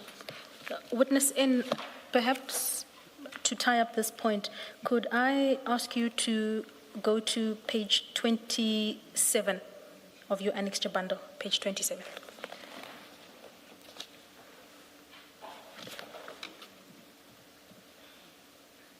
Commissioners, I'm there. That's annexure X4. Correct. And this is the affidavit you referenced earlier as being made by Mr. Asif Mohammed. Could I ask you to turn to paragraph 3 there, please? Yes, I'm there. Could you read paragraph 3? In the year 2014, he was suspended from work. Just hold on for me, He then please. Just hold on. Could I ask you to start at paragraph 2? Okay. Yeah. After 4 to 5 months, he approached to raid my shop. I apologize, witness N. Could you start at paragraph 2? It starts with I was stopped. Yes, please. Oh, okay. I was stopped by an Indian police officer stationed at Duncan Village. Paragraph 2 of... thank you. Commissioner Baloyi, we're on page 27. Thank you. Annexure X4. Paragraph 2, you can continue, witness N. I was stopped by an Indian police officer stationed at Duncan Village at the time by the name Sunil Bilachan back in the year 2000. When I was driving without a license, he asked me to give him 100 rands, and I did. After 4 to 5 months, he approached to raid my shop and asked for 500 rands, and I made a plan and gave him. He would do the same to all my neighboring shops and ask me to tell my friends to make a plan, and I did. He therefore never arrested us. This went on for some years. Thank you, witness N. Thank you, witness N. You indicated in paragraph 8 that when Mr. Mohammed was introduced to you, the complaint was that he, along with several other Pakistani shop owners, were being extorted. Having listened to what you read in paragraphs 2 and 3, have you come to a point in your investigation where you've determined or in the process of determining whether the complaint made by Mr. Asif Mohammed is limited to him or whether there are other shop owners who have a similar complaint to him? No, Commissioners, it is beyond Asif Mohammed coming forth. It's a big, there's other exploited foreigners. And how would you know that? Have you interviewed them? Have they approached you? What's the basis for saying that there are other shop owners in the position of Mr. Asif Mohammed? Beside just the two that submitted their statements, there is, unfortunately, Commissioners, it did not make it to my statement, but I do undertake to provide the Commission should a need arise. There is an article dated 2014, December 30, from the Daily Dispatch, whereby Mr. Bulachan was arrested on a sting operation by the DPCI officers for the very same conduct, whereby he was soliciting 30,000 rand from his father's shop owner, who only raised 27,000 rand and promised to pay him the outstanding amount of 3,000 rand on a Saturday, which is then the day that he was apprehended when that 3,000 rand transaction took place. But you confirm that that article that you're referencing is not part of your statement at present? No, it's not part of the article. And you provide that to us? That is correct, Commissioners, yes. Thank you.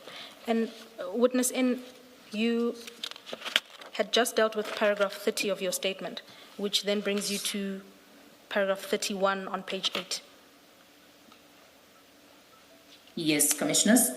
Mr. Asif Muhammad remained quite adamant that he wanted some assistance. In particular, he asked me as a law enforcement officer, how can a person who is a wanted suspect with a J50 warrant of arrest work for an organization such as IDAC?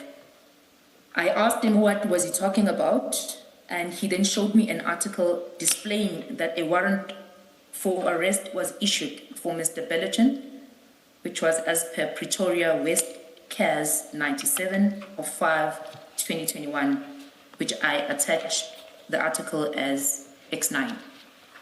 Witness N, please then turn to Annexure X9, that is on page 115 of your Annexure bundle. Annexure X9. Page 115. 115. Correct, I'm there, Commissioners. And is that the article that you are referring to in paragraph 31? Indeed, this is the article. Ms. Mbuyiseli, maybe you look at page 116. It looks like that's where it starts, if it is the same document.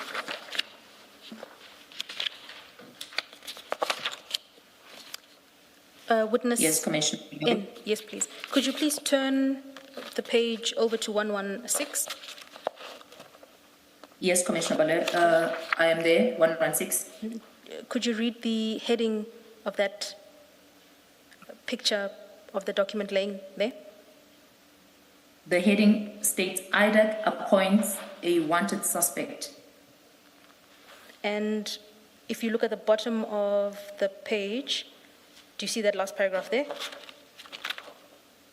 Yes, I do. And if you flip the page to page 117, yes. Could you explain if this is one news article or two? No, it's one. And which page does it begin on? It begins on the second page, 116, as Commissioner Baloyi stated, because on top it says the person who published it and the days, and then the second page is supposed to be 115 and the last page be 117. The second page is 115? Correct. Even though it has a heading on the top? That's correct. This is how the victim had brought it to me, so that is why I concluded it's one article, Commissioners. I may stand to be corrected. But on a reading now of page 115, in light of the boldness of the heading there, do you see the heading on page 115? Oh yes, pardon me for that. It reads two different headings. The other on 115 reads a heading of corruption allegations prompt parliamentary inquiry focused towards some IDAC officials. And the heading on page 116 reads? The heading on 116 reads IDAC appoints a wanted suspect. Can we focus on page 116? Because it deals with the contents of your paragraph 31. Yes, Commissioner, I'm there. Are you able to give the date of that article? The date of the article is, it says, published 2 days ago, 19 July 2025. And the first paragraph there starts in a startling revelation?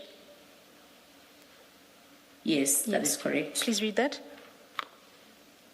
In a startling revelation, the Investigations Directorate Against Corruption, which is IDAC, has appointed Sunil Baloyi as a senior investigating officer, despite him having a warrant for his arrest for alleged fraud. The circumstances surrounding his disappointment raise serious concerns regarding accountability and transparency within the entity. Could I ask you to read the following paragraph that starts the case against? The case against Baloyi was opened by a former police officer, James Ramanjalam. I cannot pronounce that, pardon me. Please continue. Who opened a case, a docket of fraud at Pretoria West, CAS 97 of 5/2021. Following the lodging of the complaint, a warrant for Baloyi's arrest was issued, yet he remains at large, further complicating the trust vested in IDAC and the South African Police Services. We can note the contents of the paragraph immediately thereafter, but could I please ask you to read the final paragraph on page 116? Says, according to a sworn statement from investigating officer David Mashaba, continue. His attempts to arrest Baloyi were thwarted by fraud and money laundering charges in 2018 and lodged a complaint in 2020.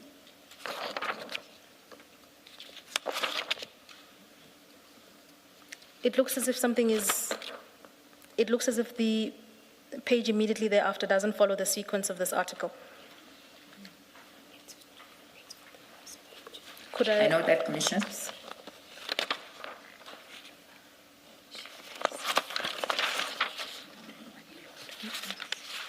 From here? It looks Does like... it not? Does it not? Start at 115. Go back to 1. I'm saying 117, is it not a continuation from 116? It seems to read well or not? Not well, not at all. It looks like we have two different articles and both of them are incomplete. That might be the case, Commissioner Khumalo, yes. Because 117 could belong to either, but it doesn't follow. You know, when you read 115 separately, 117 looks like it's out of context. And it's the same with 116. Agreed. I agree with that, Commissioner Khumalo. Perhaps the point being made, Witness N, is that you were provided with an article by Mr. Asif Mohammed. That's what you say in paragraph 31, correct? That is correct. And the article, according to your paragraph 31, makes reference to a Pretoria West CAS 97 of 05/2021. Yes. Have you had regard to that docket? I just recently had sight of it, Commissioners. And so what you attach at X9 is what you were provided by Mr. Mohammed, is that correct? That is correct. Correct.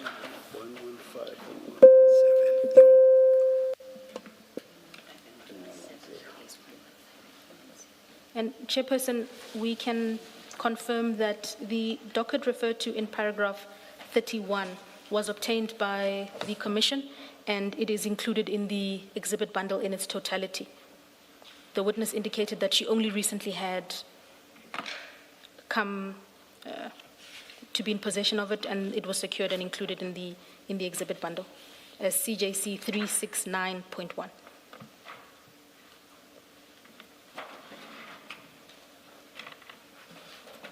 Witness N, you are at paragraph 32 of your statement? Yes, Commissioners.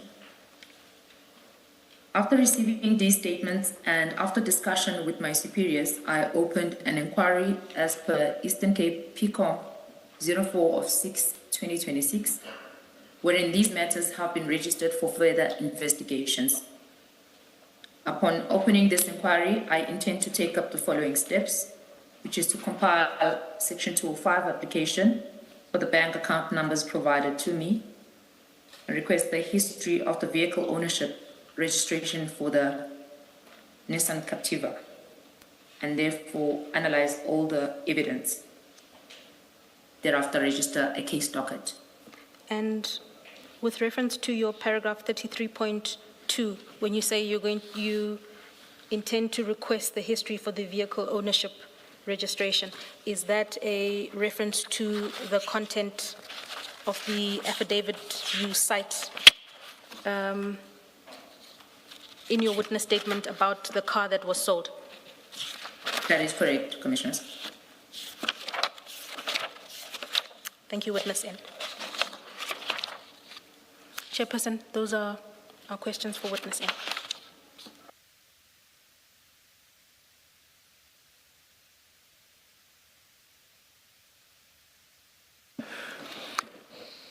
Thank you very much, Witness N.